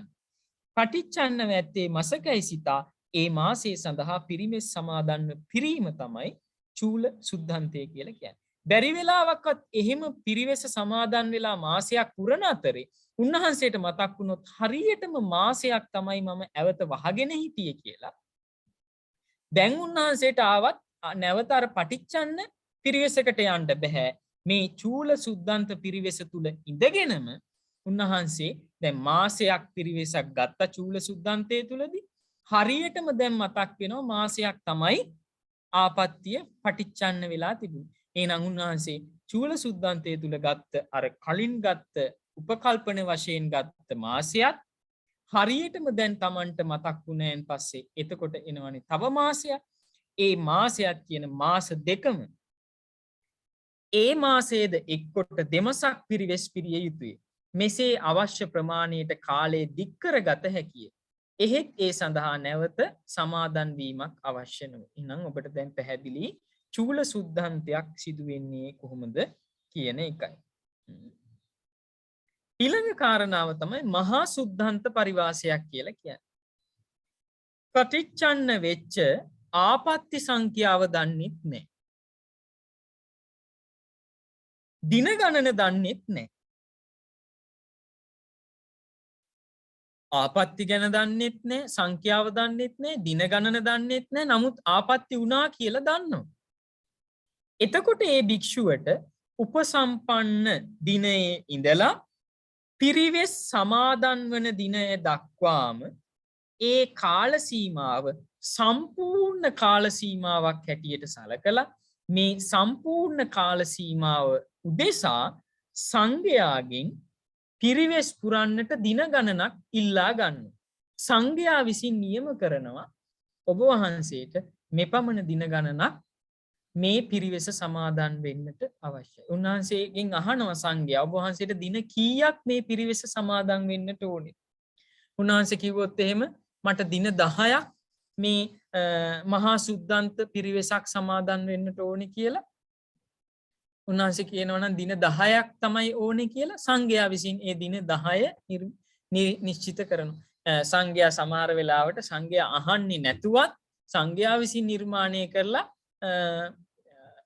බොහෝ විට වෙන්නේ සංඝයා විසින් තීරණය කරනවා ආයුෂ්මතුන් මෙච්චර දින ගණනක් මේ මහා සුද්ධන්තේ පුරන්නට ඕනි කියලා. සමහර වෙලාවට බොහොම කරුණාවෙන් කෙනෙකුගෙන් අහන්න පුළුවන් ඔබ වහන්සේට කොච්චර දිනක් පුරන්න පුළුවන්ද, කොච්චර දිනක් හැකියාව තියෙනවද? මතක තියාගන්න. එනමුත් දින ගණනක් දන්නෙත් නැහැ, ඇවැත් ගණනක් දන්නෙත් නැහැ. එනමුත් පිරිවෙසක් සමාදන් වෙන්න යනවා. එතකොට සංඝයා විසින් නියම කරනවා උන්වහන්සේට කිසිම සංඥාවක් නැති තැන සංඝයා විසින් නිශ්චිත මේ නියම කරනවා මෙපමණ දින ගණනක් මේ පිරිවෙස සමාදන් වෙලා වත් පිළිවෙත් ආදී සිදු කරන්න. Tamanගේ අඩුපාඩු සකස් කරගන්නට අවශ්‍ය ගුණයන් පුහුණු කරගන්න කියලා සංඝයා සිහිපත් කරනවා. අන්න ඒ විදිහට මේ නොදැන්ම නිසා එම භික්ෂුවට උපසපන් දිනේ සිට පිරිවෙස් සමාදන් වන දිනේ තෙක් ඇති කාල සීමාව ගැන ඒ ප්‍රමාණයට පිරිවෙස් පිරීම මහා සුද්ධන්ත නමි. මෙම සුද්ධන්ත පරිවාසයේ ද්වේයම නියමි වී ඇත්තේ පටිච්චන්න ආපත්‍ය සංඛ්‍යාව නොදත් භික්ෂූන් හා වේමතික භික්ෂූන් සඳහායි. තව වචනයක් අපිට එකතු වෙනවා. පටිච්චන්න ආපත්‍ය ගැන දන්නෙත් නැහැ, දින ගණන දන්නෙත් නැහැ. වේමතික භික්ෂුව. වේමතික කියලා කියන්නේ සැක ඇති භික්ෂුව. අපි කලින් සඳහන් කරා මාසයක්ද දන්නේ නැහැ. දෙකක්ද දන්නේ නැහැ. අවුරුද්දක්ද දන්නේ නැහැ.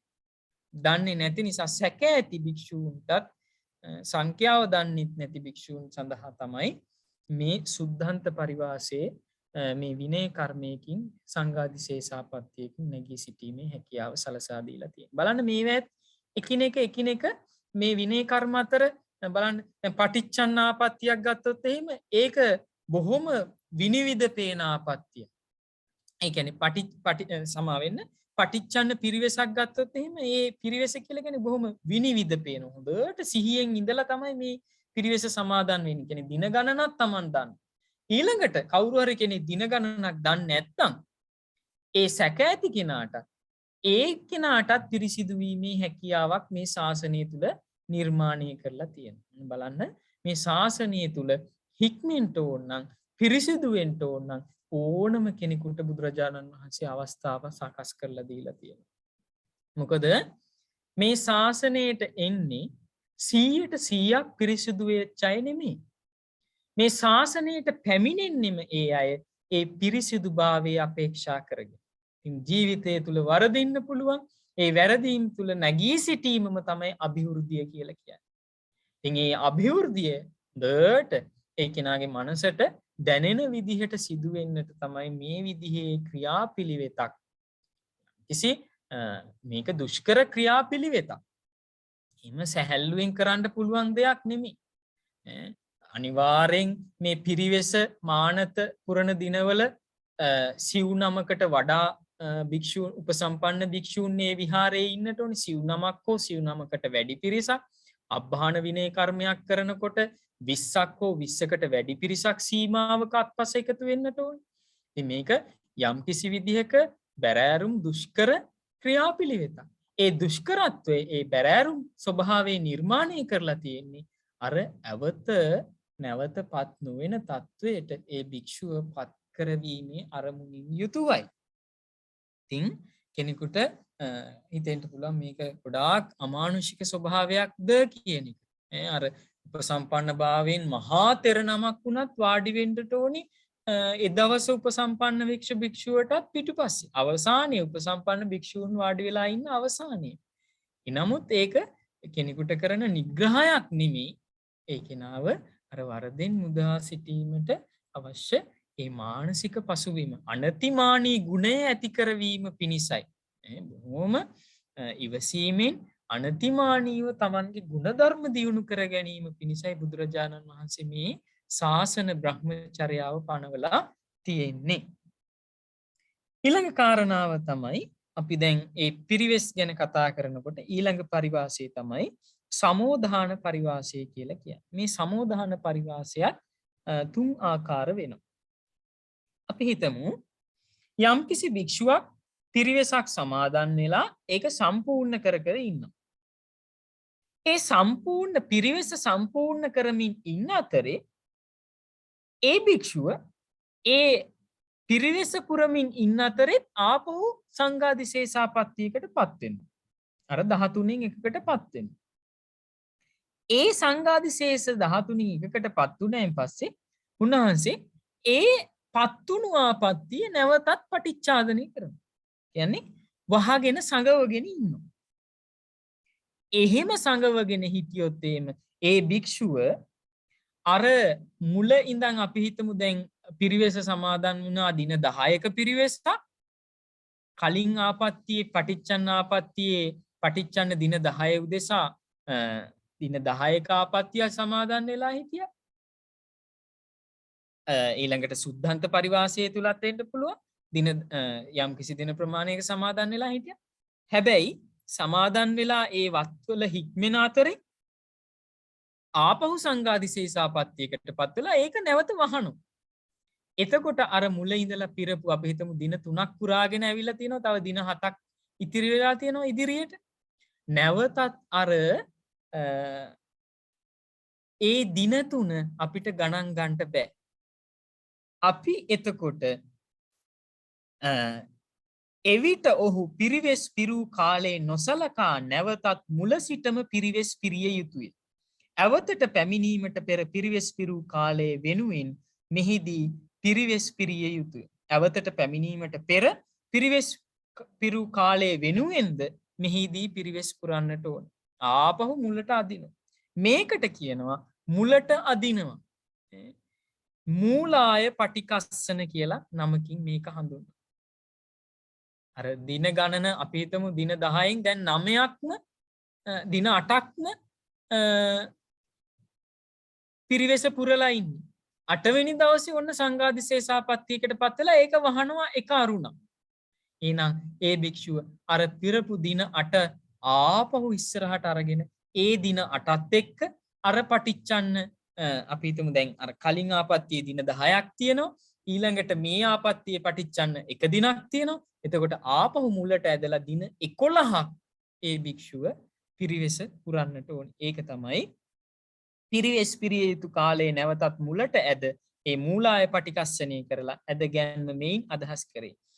මෙසේ කර්ම වාක්‍ය කියලා මූලාය පටිකස්සනය කොට නැවතත් මුල සිට පිරිවෙස් පිරීම ඕදාන සමෝදාන පරිවාසය කියලා කිය. ඉතින් මේවා ඒ වෙලාවට හඳුන්වන නම්. ඕදාන සමෝදාන පරිවාසය. ඊළඟට තව සමෝදානයක් තියෙනවා අග්ග සමෝදාන පරිවාසය කියලා කියනවා. කිසියම් භික්ෂුවක් සංඝාදිසේසාපත්තියකට පත්ව ඒ යම්තාක් දින ගණනක් පටිච්චාදනය වේද. ඒ සඳහා පිරිවෙස් සමාදන් වන අවස්ථාව දක්වා කෙතෙක් හෝ ඇවැත් සංඛ්‍යාවක් පටිච්චන්න වේ නම්. හොඳට අහගන්නට ඕනේ මේ කාරණා. යම්කිසි භික්ෂුවක් සංඝාදිසේසාපත්තියකට පත් වෙලා ඒ භික්ෂුව යම්කිසි දින ගණනක් ඒ ආපත්තිය පටිච්චන්න කරනවා. වහගෙන ඉන්නවා, සංගවාගෙන ඉන්නවා. ඒ සංගවාගෙන හිටපු දින ගණනට පිරිවෙස් සමාදන් වෙන අවස්ථාව දක්වා ආපත්ති කොච්චරක්ද කියලා කෙතෙක් හෝ ඇවැත් සංඛ්‍යාවක් පටිච්චන්න වේ නම් ඒ සියලු ආපත්තීන්ටම මුලින් පටිච්චන්න වූ හෙවත් වැඩිපුර කල් පටිච්චන්න වූ කාලේ සලකලා ආපත්ති ගණනාවක් සිදු වෙලා තියෙනවා.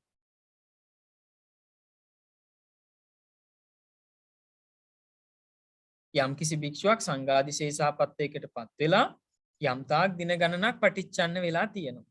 ඒ සඳහා පිරිවෙස් සමාදන් වන අවස්ථාව දක්වා තවත් ඇවතකට පත් වෙලා ඒ ඇවත පටිච්චන්න වෙලා ඒ ඇවත පටිච්චන්න වුණෙන් පස්සේ ඒ පටිච්චන්න ඒ ආපත්තිය සඳහා පිරිවෙසක් සමාදන් වෙන දවස දක්වාම තවත් ආපත්ති ඒ අතරතුර කාලේ සිදු වෙලා තියෙනවා. ඒ අතරතුර කාලය තුල යම්තාක් ආපත්ති සිදු වෙලා තියෙනවා නම් ඒ ආපත්ති අතර පටිච්චන්න වෙලා තියෙන ආපත්ති ඔක්කොම ගත්තොත් එහෙම වැඩිපුර දින ගණනක් අපි කියමු ඔන්න දින 10ක් ආපත්තියක් සිදු වෙලා පටිච්චන්න වෙලා තියෙනවා සංඝාදිසේස ආපත්තිය දින 10ක්.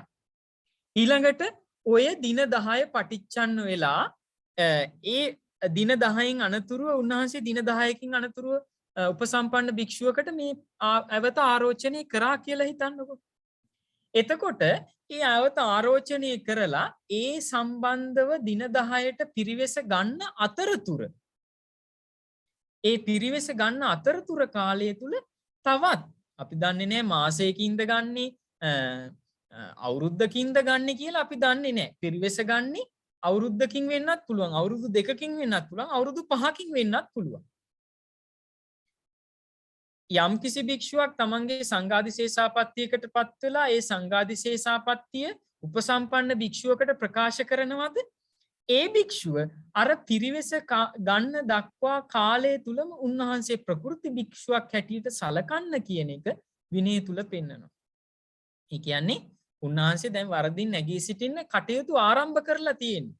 පිරිවෙසට තව කල් තියෙන උන්වහන්සේට පිරිවෙසට ඒ කාලය යොදාගෙන පහසු සංඝයා එකතු වුණාන් පස්සේ ඒ කාලය යොදා ගන්න අතරතුර කාලය තුලත් යම්කිසි වෙලාවකට යම්කිසි විදිහකින් තව ආපත්‍ති සිදු වෙනවා. ඒ ආපත්‍තිත් පටිච්චන්න වෙනවා. එනමුත් ඒ ඔක්කොම ආපත්‍ති ගැන සලකලා බැලුවොත් වැඩිපුර දින ගණනක් පටිච්චන්න කරලා හිටපු දින ගණන අපි හිතමු. දැන් අර දින 10 ආපත්‍ය සිදු වුණා, ඒක ආරෝචනය කළා. ඒ සම්බන්ධයෙන් පිරිවෙස ගන්න තව මාසයක් තියෙනවා. මාසයකින් අනතුරුව තමයි ආරෝචනයෙන් පස්සේ පිරිවෙස ගන්න. ඒ මාසය අතරතුර අපි හිතමු සංඝාදිශේෂ ආපත්‍ය වෙනවා. ඒක දින 5ක් ඔන්න පටිච්චන්න වෙනවා. දින 5කින් පස්සේ තමයි ආරෝචනය කරන්නේ. තව සංඝාදිශේෂ ආපත්‍යක් වෙනවා. ඒක දින 2කින් ආරෝචනය කරනවා. තව සංඝාදිශේෂ ආපත්‍යක් වෙනවා. ඒක පටිච්චන්න වෙලා දින 4කින් තමයි ආරෝචනය කරන්නේ. එතකොට බලන්න 10ක් වෙලා තියෙනවා, 5ක් වෙලා තියෙනවා, දින 3ක් වෙලා තියෙනවා, දින 4ක් වෙලා තියෙනවා. එතකොට මේ විදිහට දින ගණනක් වෙලා තියෙන මේ පටිච්චන්න ආපත්‍ය ගොඩක් තියෙනකොට දින ගණන දීර්ඝ ඒ ආපත්‍ය පටිච්චන්න කරපු ආපත්‍යයේ දින ගණන සලකලා අනෙක් සියලු ආපත්තීන්ගේ ප්‍රතිච්ඡන්න කාල පරිච්ඡේදයන් ඇතුළත් කොට මුල්ම ආපත්‍යයේ ප්‍රතිච්ඡන්න දින ගණන පිරීමට දෙනු ලබන පරිවාසය අග්ග සමෝදාන පරිවාසය නමි.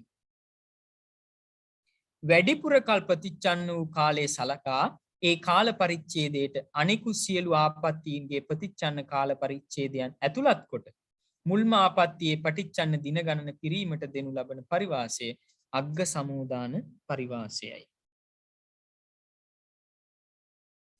නම් ඔය විදිහට තමයි අග්ග සමෝදාන පරිවාසය කියලා කියන්නේ.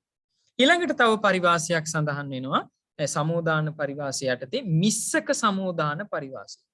මිස්සක සමෝදානී කියලා කියන්නේ නානාවත්තුක ආපත්තීන් එක්කොට දිය යුතු පරිවාසය.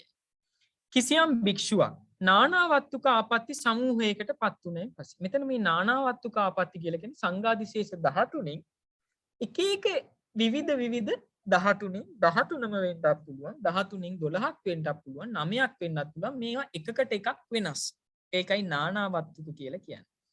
නානාවත්තුක ආපත්ති සමූහයකට පත් වී ඇත. ඒ සියල්ල සංගමෙද එකම ආයාචන වාක්‍යයෙන් වෙන්වෙන්ව පවසා. ආපත්ති සමූහයකට පත් වෙලා තියෙනවා එකම ආයාචන වාක්‍යයෙන් වෙන්වෙන්ව පවසන්නට ඕන. ඒක කාය සංසග්ගයක්ද දුට්ටුල්ල වාචයක්ද කියලා එකම ආයාචන වාක්‍යයෙන් වෙන්වෙන්ව පවසලා පටිච්චන්නාපත්තීන් වෙනුවෙන් ඒ සියලු වහගෙන හිටපු ඒ හැම සංඝාදිශේෂාපත්‍යක් වෙනුවෙන්ම සමාදන් වන පරිවාසයට මිස්සක සමෝදාන පරිවාසය කියලා කියනවා. ඉතින් මෙන්න මේ විදිහට තමයි පිරිවෙස් සම්බන්ධව ගැඹුරු විග්‍රහයක් සඳහන් වෙන්නේ. ඉතින් ඔබට තවත් මේ පොත අධ්‍යයනය කරන්න. එතකොට මේ සම්බන්ධයෙන් දැන් පැහැදිලි මම කරපු සාකච්ඡාවත් ශ්‍රවණය කරමින් පොත අධ්‍යයනය කරන්න. එතකොට මේ ගැන පැහැදිලි අවබෝධයක් ලබා ගන්නට පුළුවන්. ඔබට මේ තරම්ම සමහර වෙලාවට ඔබේ ප්‍රශ්න පත්‍රය තුල ප්‍රශ්න ගොනු කරන්නට නොවෙනවා වෙන්න පුළුවන්, ගොනු කරන්නත් පුළුවන්. නමුත් ඔබගේ දැනුවත් වීම පිණිස මේ අධ්‍යයන ශාස්ත්‍රීය අධ්‍යයනයේ පිළිබඳව යම්කිසි මට්ටමකට තහවුරුවක් වීම පිණිස මේක අධ්‍යයනය කිරීම වටින නිසා තමයි මේ සාකච්ඡාව මේ තරම් ගැඹුරට අරගෙන ගියේ. ඊළඟට පරිවාස සමාදාන කියන ස්වභාවයක් ගැන සාකච්ඡා කරනවා 230 පිටුවේ. පිරිවෙස් සමාදන් වනු කැමැති භික්ෂුව සංඝමැදට ගොස් එහි අත්පසින් බැහැරව සිට. අත්පස කියලා කියන්නේ රියන් 2මාරක් බැහැරට යන්නට ඕන. අත්පස කියලා කියන්නේ රියන් 2මාරක්. එතකොට සංඝයා ඉන්නට ඕනේ අත්පස. පිරිසිදු සංඝයා ඉන්නට ඕනේ අත්පස. ඒ කියන්නේ රියන් 2මාරක් දුරින් ඒ සංඝයා වාඩි වෙලා ඉන්නට ඕනේ. එතකොට මේ ආපත්තියට පත්වෙච්ච භික්ෂුව සංඝයාගේ අත්පසින් බැහැරට යනවා කියලා කියන්නේ රියන් 2මාරකටත් වැඩිය පියවර ගණනක් පස්සට යනවා. ඒ විදිහට සංඝයාගේ අත්පසින් බැහැරව පරිවාස ආයාචනය කර යුතුයි. පිරිවෙස ඉල්ලා සිටින්නට ඕනේ. එවිට සංඝයා ඒ ආයාචනය කරන්නේ සංඝයාගෙන් බැහැර ඉඳලා. ඊට පස්සේ සංඝයා ඒ භික්ෂුව අත්පසට කැඳවනවා. දැන් ඔන්න ඒ සංඝයාගේ පිටිපස්සෙම ඉන්න කෙළවරේම ඉන්න භික්ෂුවත් එක්ක සලකලා බලලා ඒ භික්ෂුවගේ අත්පස දුරකට අර පිරිවෙස ඉල්ලපු භික්ෂුව පිරිවෙස ඉල්ලුවෙන් පස්සේ සංඝයාගේ අත්පසට කැඳවනවා. කැඳවල ඉවරලා උන්වහන්සේ උක්කු ටිකින් වාඩි වෙලා ඉන්නකොට උන්වහන්සේට අර කර්ම වාක්‍ය කියලා ඒ පිරිවෙස දෙනවා. පිරිවෙස දුන්නයින් පස්සේ උන්වහන්සේ ආපහු සංඝයාගෙන් අත්පසින් බැහැරට ගිහිලා තමයි පිරිවෙස සමාදන් වෙන්නට ඕනේ. පිරිවෙස් සමාදන් වූවහුගේ වාසයේ හුදකලා කුටිය විය යුතුයි.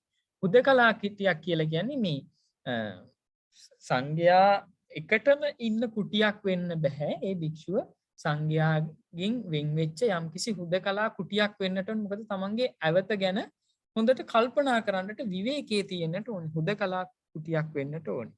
ඒ වගේම තමයි ආවාසයට පැමිණෙන හැම භික්ෂුවකටම ඒ පිරිවෙස පුරන කෙනා ඒ තමන්ගේ ඒ පිරිවෙස ගැන සිහිපත් කරන්නට ඕනේ, ආරෝචනය කරන්නට ඕනේ.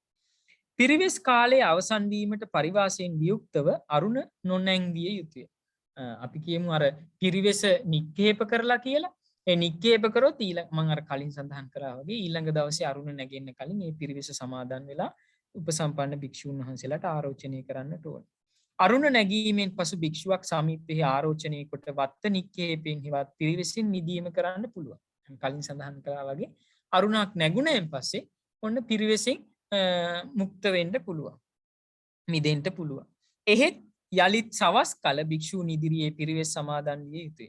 කෙසේ හෝ පරිවාස කාල සීමාව තුළදී අරුණ නැංගිය යුත්තේ සමාදන් වූ පරිවාස ඇතුළු. එහෙනම් පිරිවෙස පුරන දින ගණනට හැම අරුණක්ම ගෙවන්නට ඕනේ පිරිවෙස සමාදන් වෙච්ච කෙනෙක් හැටියටයි.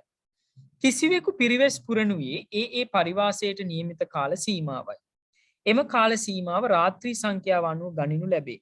එබැවින් රාත්‍රිච්ඡේදයෙන් පිරිවෙස බිඳේ. එබැවින් පාරිවාසිකයා විසින් රාත්‍රිච්ඡේදය නොකළ යුතුය. පාරිවාසිකයන්ගේ රාත්‍රිච්ඡේදයට කරුණු තුනක් හේතු වේ.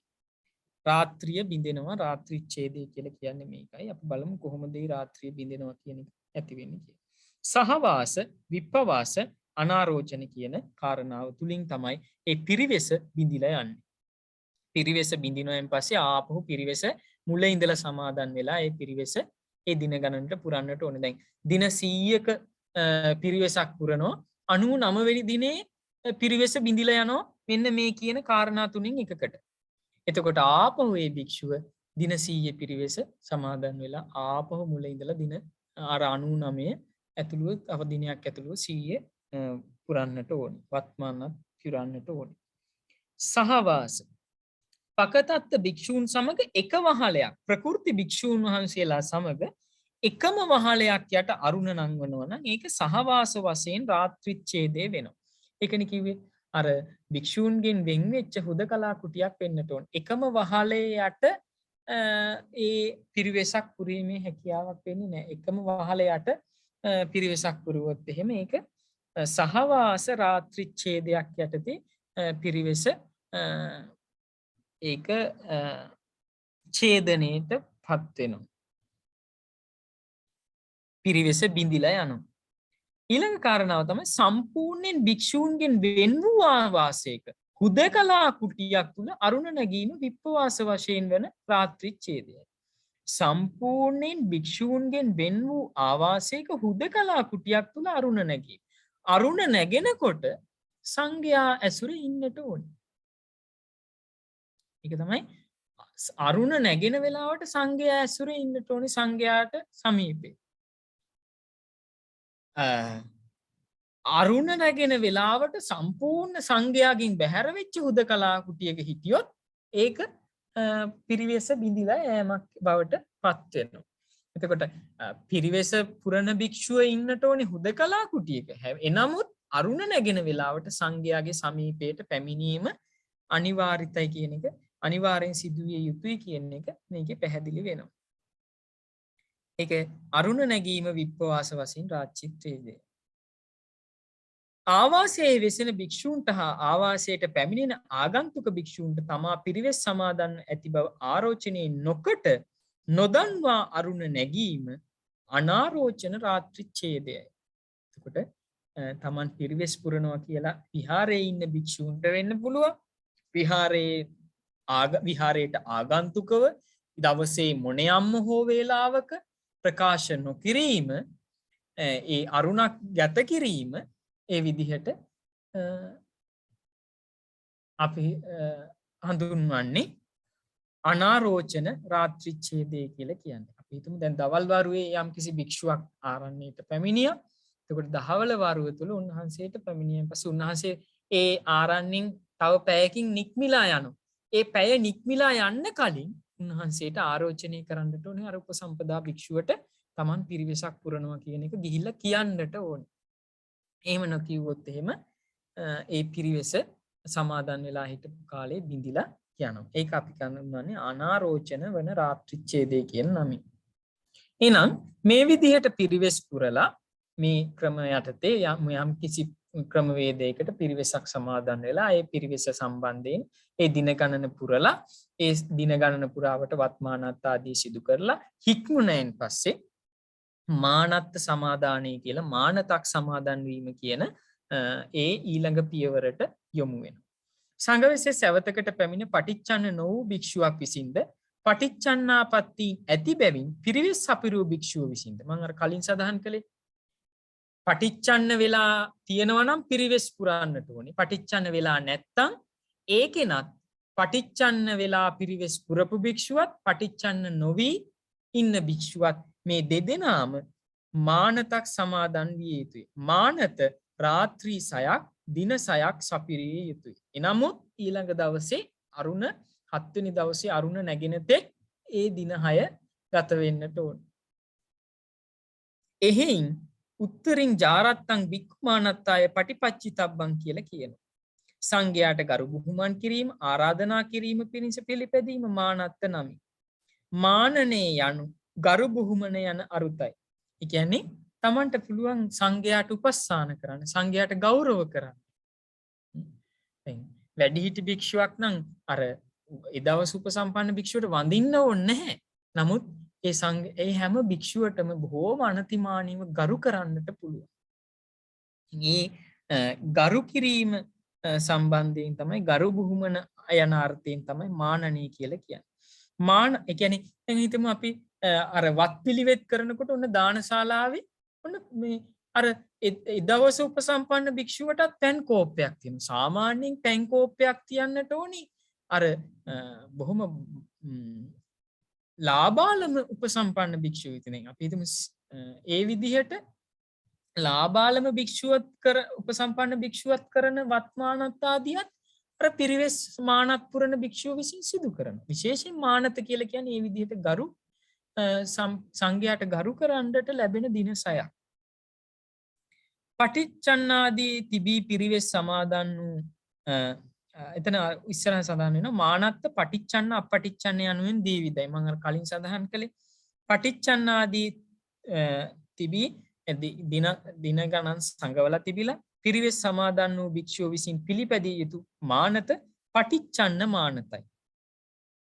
පටිච්චන්න ඇවත් නැති බැවින් පරිවාස සමාදානයක් නොමැතිව පිරිය යුතු මානත අපටිච්චන්න මානත. පටිච්චන්න මානත්තේ සමාදන් වුණු මානත සමාදන් වීමට කලින් පිරිවෙස බහා තබා. ඒ කියන්නේ පිරිවෙස් සමාදන් වෙලා ඉන්න කෙනෙක් තියෙනවා පටිච්චන්න මානතක් නම් එයාට පිරිවෙසෙන් අනතුරුව ගන්න තියෙන්නේ. එහෙනම් එයා පිරිවෙස දැන් බහා තබන්නට ඕනේ. සංඝයා වෙතට ගොස් සංඝයාට ආරෝචනය පිරිවෙස බහා තබලා පිරිවෙස බහා තබන්න එක භික්ෂුන් වහන්සේලා ළඟට ගිහිල්ලා ඒ පිරිවෙස බහා තබනෝ. ඊට පස්සේ උන්වහන්සේ සංඝයා ළඟට ගිහිල්ලා මානත ඉල්ලන්නට ඕන. එවිට අනතුරුව අත්පසින් ඈත්ව මානත සමාදන්ව ආරෝචනය කළ යුතුයි. සංඝයාවත් වෙතට ගොස් අත්පසින් ඈත්ව පිරිවෙස් සමාදන් වී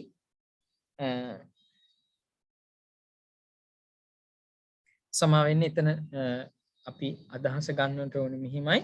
පටිච්චන්න මානතක් සමාදන් වෙලා තියෙනවා නම් මානත සමාදන් වෙන්න කලින් ඒ කෙනා පිරිවෙස අයින් කරලා නම් තියෙන්නේ දැන් ආපහු පිරිවෙස සමාදන් වෙන්නට ඕන. කියන්නේ පිරිවෙසක් ඇතුලේ ඉඳගෙනම තමයි මානතක් ඉල්ලන්නට පුළුවන්.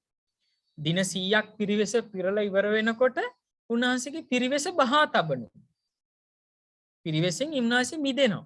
නමුත් අර මානත කියන එක මානත කියන ඒ ඊළඟ පියවර ඉල්ලන්න ඕනේ අර පිරිවෙස සමාදන් වෙලා ඉන්න කෙනෙක් හැටියට. එහෙනම් ඒ පිරිවෙස සමාදන් වෙලා ආපහු සංඝයා වෙතට ගොස් අත්පසින් ඈත පිරිවෙස සමාදන් වෙලා ඊට පස්සේ සංඝයාට ආරෝචනය කරලා පිරිවෙස ආරෝචනය කරලා මානතත් ආයාචනය කරන්නට ඕන. එවිට සංඝයා පිරිවෙස් දී මානත දෙන්නේ අනතුරු අත්පසින් ඈත්ව මානත සමාදන්ව ආරෝචනය කරන්නට ඕන. මානත දුන්නෑන් පස්සේ ආපහු සංඝයාගෙන් අත්පසින් ඈත් වෙලා මානත සමාදන් වෙලා සංඝයාට මානත ආරෝචනය කරන්නට ඕන. ආරෝචනයෙන් පසු ආරෝචනය කරනවා කියලා දන්වන්නට ඕනේ මම දැන් මේ විදිහට මානතක් පුරනවා කියන එක. ආරෝචනයෙන් පසු මානත නික්කේප කොට බහා තබා පකතත්ත සංඛ්‍යාවට යන්නහු විසින් අරුණ නැගීමට පළමු යලි මානත සමාදන් විය යුතුයි. අර පිරිවෙස වගේම මානතත් බහා තබන්න පුළුවන්. එනමුත් විනයානුකූලව මානත බහා තබන එක අපි මහා විහාර වංශික ඒ මහා විහාරේ තේරවාදී පරම්පරාව තුළ අපි මානත බහා තබනවා කියන එකට එච්චර ලොකු තැනක් දෙන්නේ නැහැ. මානත දින 6 ඒ දින 6 එක දිගට අඛණ්ඩව පිරීම ගොඩාක් උසස් හැටියට සැලකන්නේ. මොකද එතකොට ගොඩාක් හොඳට ඉවසීම පුරුදු කරන්නට ඕනේ. හොඳට සතිමත් වෙන්නට ඕනේ. සිහියෙන් කටයුතු කරන්නට ඕනේ. සිහිය දියුණු කරගන්නට හැකියාව ලැබෙනවා. එනමුත් මානත බහා තැබීමත් කරන්නට පුළුවන්. ඊළඟ දවසේ අරුණ නැගින්න කලින් මානත සමාදන් වෙන්නට ඕනේ. බොහෝ භික්ෂූන් වහන්සේ විසින ප්‍රාකාරාදියකින් පරික්ෂිප්ත වූ විහාරයක නම් පරික්ෂිප්ත සීමාවේ සිට හෝ අපරික්ෂිප්ත විහාරයක නම් පරික්ෂේපයට යෝග්‍ය ස්ථානීහි සිට හෝ ගලක් විසිකර හැකි දුර ඉක්මවා මාවතක් තිබේ නම් එයින් ඉවත්ව කිසිවකින් ආවරණය වූ තැනකට යටත් පිරිසෙන් භික්ෂූන් සිව් නමක්වත් කැටුව ගොස් මානත සමාදන් විය යුතුයි. ඉතින් මෙතන මේ සඳහන් කරන්නේ භික්ෂූන් වහන්සේලා සිව් නමක්වත් ඉන්නට ඕනේ. ඒ අර විහාර සීමාව ගැනයි මෙතන මේ කතා කරන්නේ. සමහර විහාරවල වල මේ තාප්පු වලින් විහාර සීමාව පනවලා තියෙනවා. සමහර ඒවා එහෙම විහාර සීමාවක් නැහැ. ඉතින් එතකොට අපි විහාර සීමාව පනව ගන්නවා. මෙන්න මේ තමයි විහාර සීමාව කියන එකයි. මේකයි මේකෙන් අදහස් කළේ. මේ විදිහට තමයි ඒ පිරිවෙස් මානත් ආදී සමාදන් වෙලා පිරීම සිදු කරන්නට ඕන. ඔය විදිහට පිරිවෙස් පුරන්නට අවශ්‍ය තැනදී පිරිවෙස් පුරලා පිරිවෙස් පුරන්නට අවශ්‍ය නැත්නම් පිරිවෙස් පුරපු කෙනා විසින් හෝ පිරිවෙස් නොපුරපු කෙනා විසින් හෝ මේ දෙදෙනා විසින්ම ඒ සදිනක මානතත් පුරලා ඉනනතුරුව අබ්බාන විනය කර්මයකට සූදානම් වෙන්නට ඕන. සංඝවෙසේ සැවතකට පක්ෂු භික්ෂුව එයින් පාරිශුද්ධිය ලැබීමට ඇවත ප්‍රතිච්ඡන්න වී නම් පිරිවෙස් හා මානත් පුරා නැත්නම් මානත් පමණක් පුරා අබ්බාන නැමැති විනය කර්මයට මුහුණ දිය යුතුය. අබ්බාණයෙන් පසු යලිත් පාරිශුද්ධියට පත්ව සිල්වත් භික්ෂුවක් වශයෙන් සිටිය හැකිය. අබ්බාන නැමැති වචයෙන් අදහස් වන්නේ ආහ්වානය කැඳවීම. ආහ්වානය කියලා කියන්නේ කැඳවන. පිරිසිදු භික්ෂුවක් වශයෙන් සංඝයා සමග සහවාසයට කැඳවීම අබ්බාන විනය කර්මයෙන් අදහස් කරේ. සංඝවෙසේ සැවතකට පත්ව ඇති භික්ෂුවට දඬුවමක් වශයෙන් පිරිවෙස් හා මානත් පුරන අවධියේදී ඔහු සංඝයා සමග කිසිදු විනය කර්මයකට සහභාගී කර නොගනී. එහෙත් අබ්බාණයෙන් පසු එම භික්ෂුවට සංඝයා සමග විනය කර්මයන්ට සහභාගී වීමේ වරප්‍රසාදය හිමි වේ. අබ්බාන කර්මයට කලින් අබ්බාණය කළ යුතු භික්ෂුව වත්ත නික්කේපේ කොට තිබේ නම් මානත නික්කේප කරලා තියෙනවා නම් ඒ මානත සමාදන් වන්නට ඕන. මේවා එකකට එකක් සම්බන්ධයි. පිරිවෙසක් නික්කේප කරලා තියෙනවා නම් පිරිවෙස සමාදන් වෙලා තමයි මානත ඉල්ලන්නට ඕන. මානත සමාදන් වෙලා මානත දින 6ක් පුරලා ඉවරලා අබ්බාණයට තව දවස් 5ක් තියෙනවා. එතකොට මේ මානත නික්කේප කරලා තමයි ඉතිරි දවස් 5 ගත කරන්නේ. මේ මානතේ දින 6 ගත කරලා ඉවරයි. එනමුත් අබ්බාණයට දැන් සූදානම් වෙනවා නම් දින 6කින් පස්සේ මේවා එකකට එකක් ඈඳලා සම්බන්ධ වෙලා තියෙන නිසා අබ්බාණයට යන මොහොත තුලදී නැවතත් මානත සමාදන් වෙලා එවිට ඔහු සමාදන් වුණාන් පස්සේ මානත අබ්බානාර්හයේ ඒ කියන්නේ අබ්බාණයට සුදුසු අබ්බාණයට අවශ්‍යතාවයේ ඇති අබ්බාණය කරන්නට සුදුසු කෙනෙක් බවට පත් වෙනවා. වත් බහා නොතැබූ භික්ෂුවක් නම් මානත් පුරා අවසන් වීම සමග අබ්බානාර්හ වේ.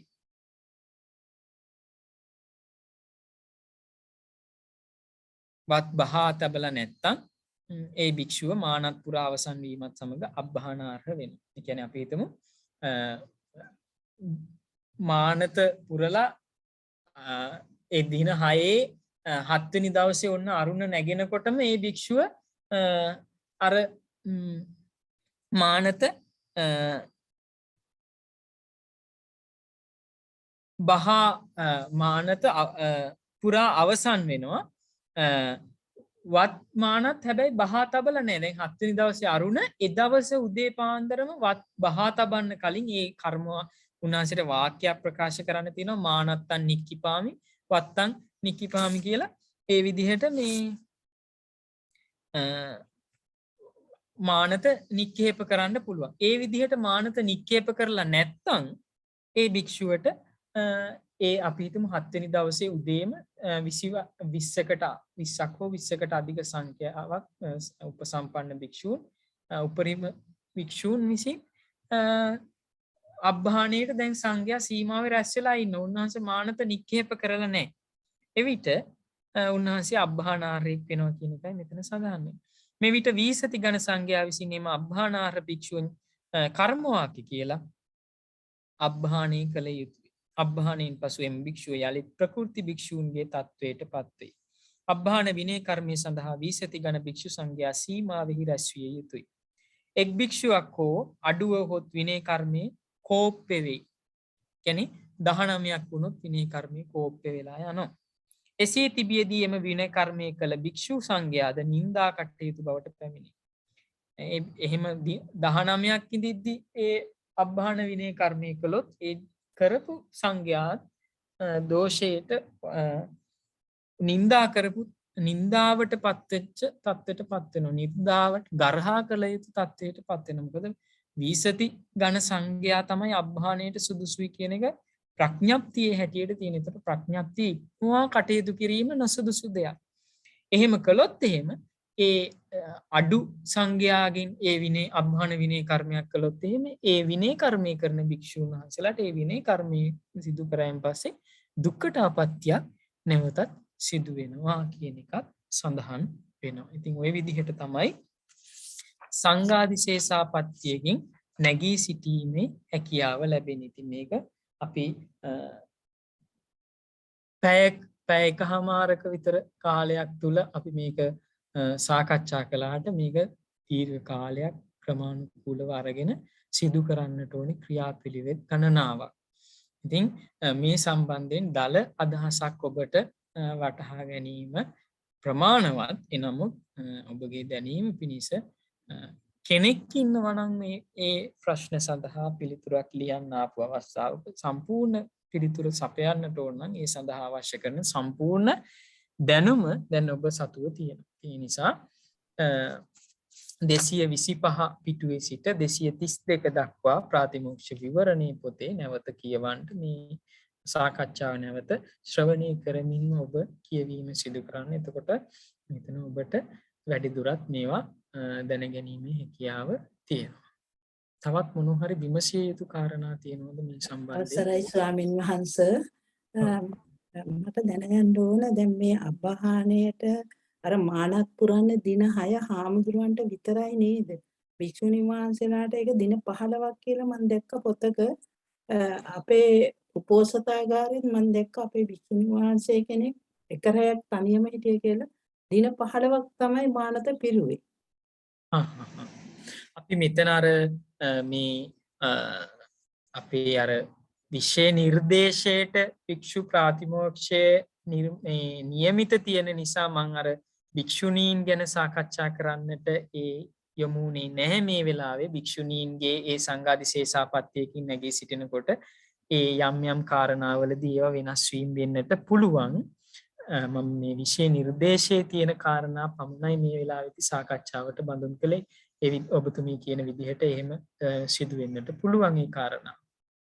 බොහොම පිං ඔබතුමීට ඒ කාරණා සිහිපත් කළාට මේ වෙලාවේ. ස්වාමීන් වහන්සේ. අපි මේ කරපු කතා බහ තුළ යම්කිසි කෙනෙකුට ගැටලුවක් මතුවලා තියෙනවා නම් විමසන්න කියන එක මම සිහිපත් කරනවා. අවසරයි ස්වාමීන් වහන්සේ ඔව්. භික්ෂුන් වහන්සේ කෙනෙක්ගේ පිරිසිදුව සිටි උපසම්පදා කාලයේ ඒ කියන්නේ පරිවාසක ඒ කියන්නේ ඒ ආපත්‍යක් සිද්ධ වෙන්න කලින් තිබ්බ පිරිසිදුව සිටි කාලය ඒ උපසම්පදා කාලයේ උපසම්පදා වයසට අවුරුදු ගණනට ඒකත් එකතු වෙනවා නේද ස්වාමීන් වහන්සේ ආයිත් උපසම්පදාව ලැබුණාම ඒ කලින් අවුරුදු ගණන් ගණනව නේද? ඔහු එතන මේ උපසම්පන්න භාවයෙන් නැතිවීම කියන එක නෙමේ අදහස් වෙන්නේ. ඒක අර අපි කියන්නකො පළුද්දක් වුණා කියලා. ඒ පළුද්දට අපි පිළියමක් කරායින් පස්සේ ඒ මොකක් හරි රත්තරන් භාජනයක් කියලා හිතන්නකො. ඒ රත්තරන් භාජනේ ඒ පිළියම් කරායින් පස්සේ ඒ භාජනේ රත්තරන් ඒ විදිහටම ඒ භාජනේ හැටියට සලකනවා. අන්න ඒ වගේම අර උපසම්පන්න භාවයෙන් නැති උනේ නෑ සංඝාදිශේෂාපත්‍යයකින් පරාජිකාවකින් තමයි උපසම්පන්න භාවයෙන් නැති වෙන්නේ. අර උපසම්පන්න භාවය තුළ පුංචි කැලලක් වුණේ අපි ඒ කැලල සම්පූර්ණයෙන්ම වහලා දැම්මා. දැන් ඒක කැලලක් නැති ප්‍රකෘති භික්ෂුවක් බවට උන්වහන්සේ පත් වුණා කියන එකයි ඒ අබ්බහන විනය කර්මයකින් පස්සේ සිද්ධ වෙන්නේ. එතකොට අර මුල සිටම ගණන් ගන්න වස් ගණන උන්වහන්සේට ඇතුළත් වෙනවා. බොහොම හොඳයි ඔබතුමී මේ ප්‍රශ්නේ විමසපු එක. තිරුවන් සරණයි ස්වාමීන් වහන්සේ. හොඳයි මහත්මයා. මේ පිරිවෙස් මානත් පුරන ඒ භික්ෂුන් වහන්සේලා කිසිදු විනය කර්මයකට සහභාගී කර නොගනී කියලා මෙතන වාක්‍යයක් තියෙනවා. එතකොට ස්වාමීන් වහන්සේ අර අක්ෂයකට වරක් කරන උපෝසත කර්මය උපෝසත කර්මයක් මේ සියලුම විනය කර්ම වලට ඇතුළත් වෙනවද? උපෝසත කර්මයට ඒ භික්ෂුන් වහන්සේලා සහභාගී කරගන්නේ නැද්ද කියන කාරණේට විමසන්න කැමති. අපිට ඒ කාරණාව අර ගොඩාක් ගැඹුරට යන්න කලින් අපිට ඒ ගැන මෙහෙම හිතන්නට පුළුවන්.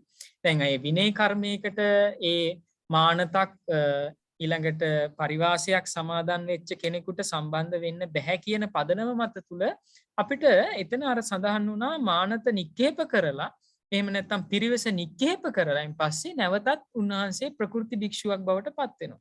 එහෙම මානත හෝ පිරිවෙස නික්කේප කරලා ඒ විනය කර්ම වලට සම්බන්ධ වීමේ හැකියාව තියෙන විශේෂයෙන් ප්‍රාතිමෝක්ෂයක් කියලා කියන්නේ බොහොම ගරු කටයුතු ශික්ෂාපද සිහිපත් කර ගැනීමක් නිසා ඉතින් අර භික්ෂුවට දැඩිසේ වමනාවක් තියෙනවා නම් ඒ විදිහට පිරිවෙස බහා තබලා මානත බහා තබලා ප්‍රකෘති භික්ෂුවක් හැටියට අර විනය කර්මයට ඇතුළත් වීමේ හැකියාව තියෙනවා. නමුත් අර ගරුතැන්හිලා සලකන විශේෂයෙන් උපසම්පදා විනය කර්ම ඊළඟට තව අනිකුත් විනය කර්ම වලට එහෙම අර මානත බහා තබලා පරිවෙස බහා තබලා උන්වහන්සේව සම්බන්ධ කරගන්නවා කියන එක අපිට ඒක කරන්න කොයිතරම් දුරට සිදු කරනවද කියන එකට අපි ඒක සැකයක් තියෙනවා. එහෙම කරන්න බෑ. මොකද උන්වහන්සේ හික්මෙන භික්ෂුවක් නිසා මම අදහස් කරන්නේ ඒක නුසුදුසු දෙයක්.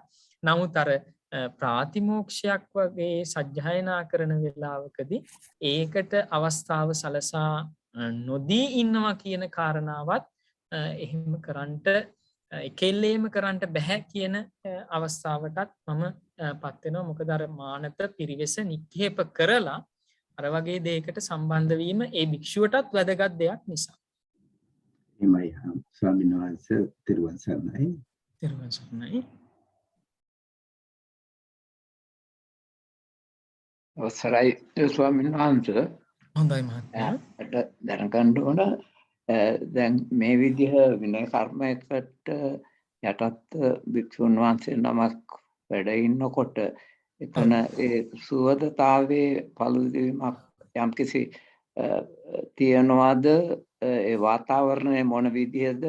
මට හිතෙන්නේ නිකන් අසනීපයක් වුණාම අර හොඳ කරගන්න ක්‍රමයක් වගේ මේක ඒ වෙවැනි ආකල්පයක් මේවයින් මට පෙනී යනවා. ඒ විදිහට හිතනක නිවැරදිද ස්වාමීන් වහන්සේ?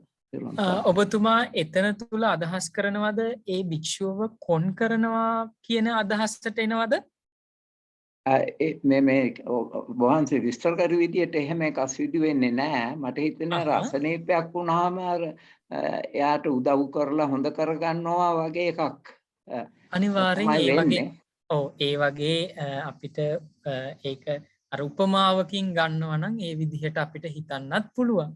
මොකද විවේකයේ දීලා ඒවත් පිළිවෙත් කරන්නටත් අවස්ථාව දීලා උන්වහන්සේට ඒ වරදෙන් නැගී සිටින්නට සංඝයා විසින් ඉඩකඩ භූමිය හදලා දීමක් තමයි මේ වෙලාවෙත් සිදු කරන්නේ. ඇත්තට ඉතින් ඔබතුමා ගත්ත ඒ උපමාව වැරදි කියන්න බෑ. උපමාවත් යම්කිසි මට්ටමකට නිවැරදිතාවයකින් අපිට දකින්න පුළුවන්.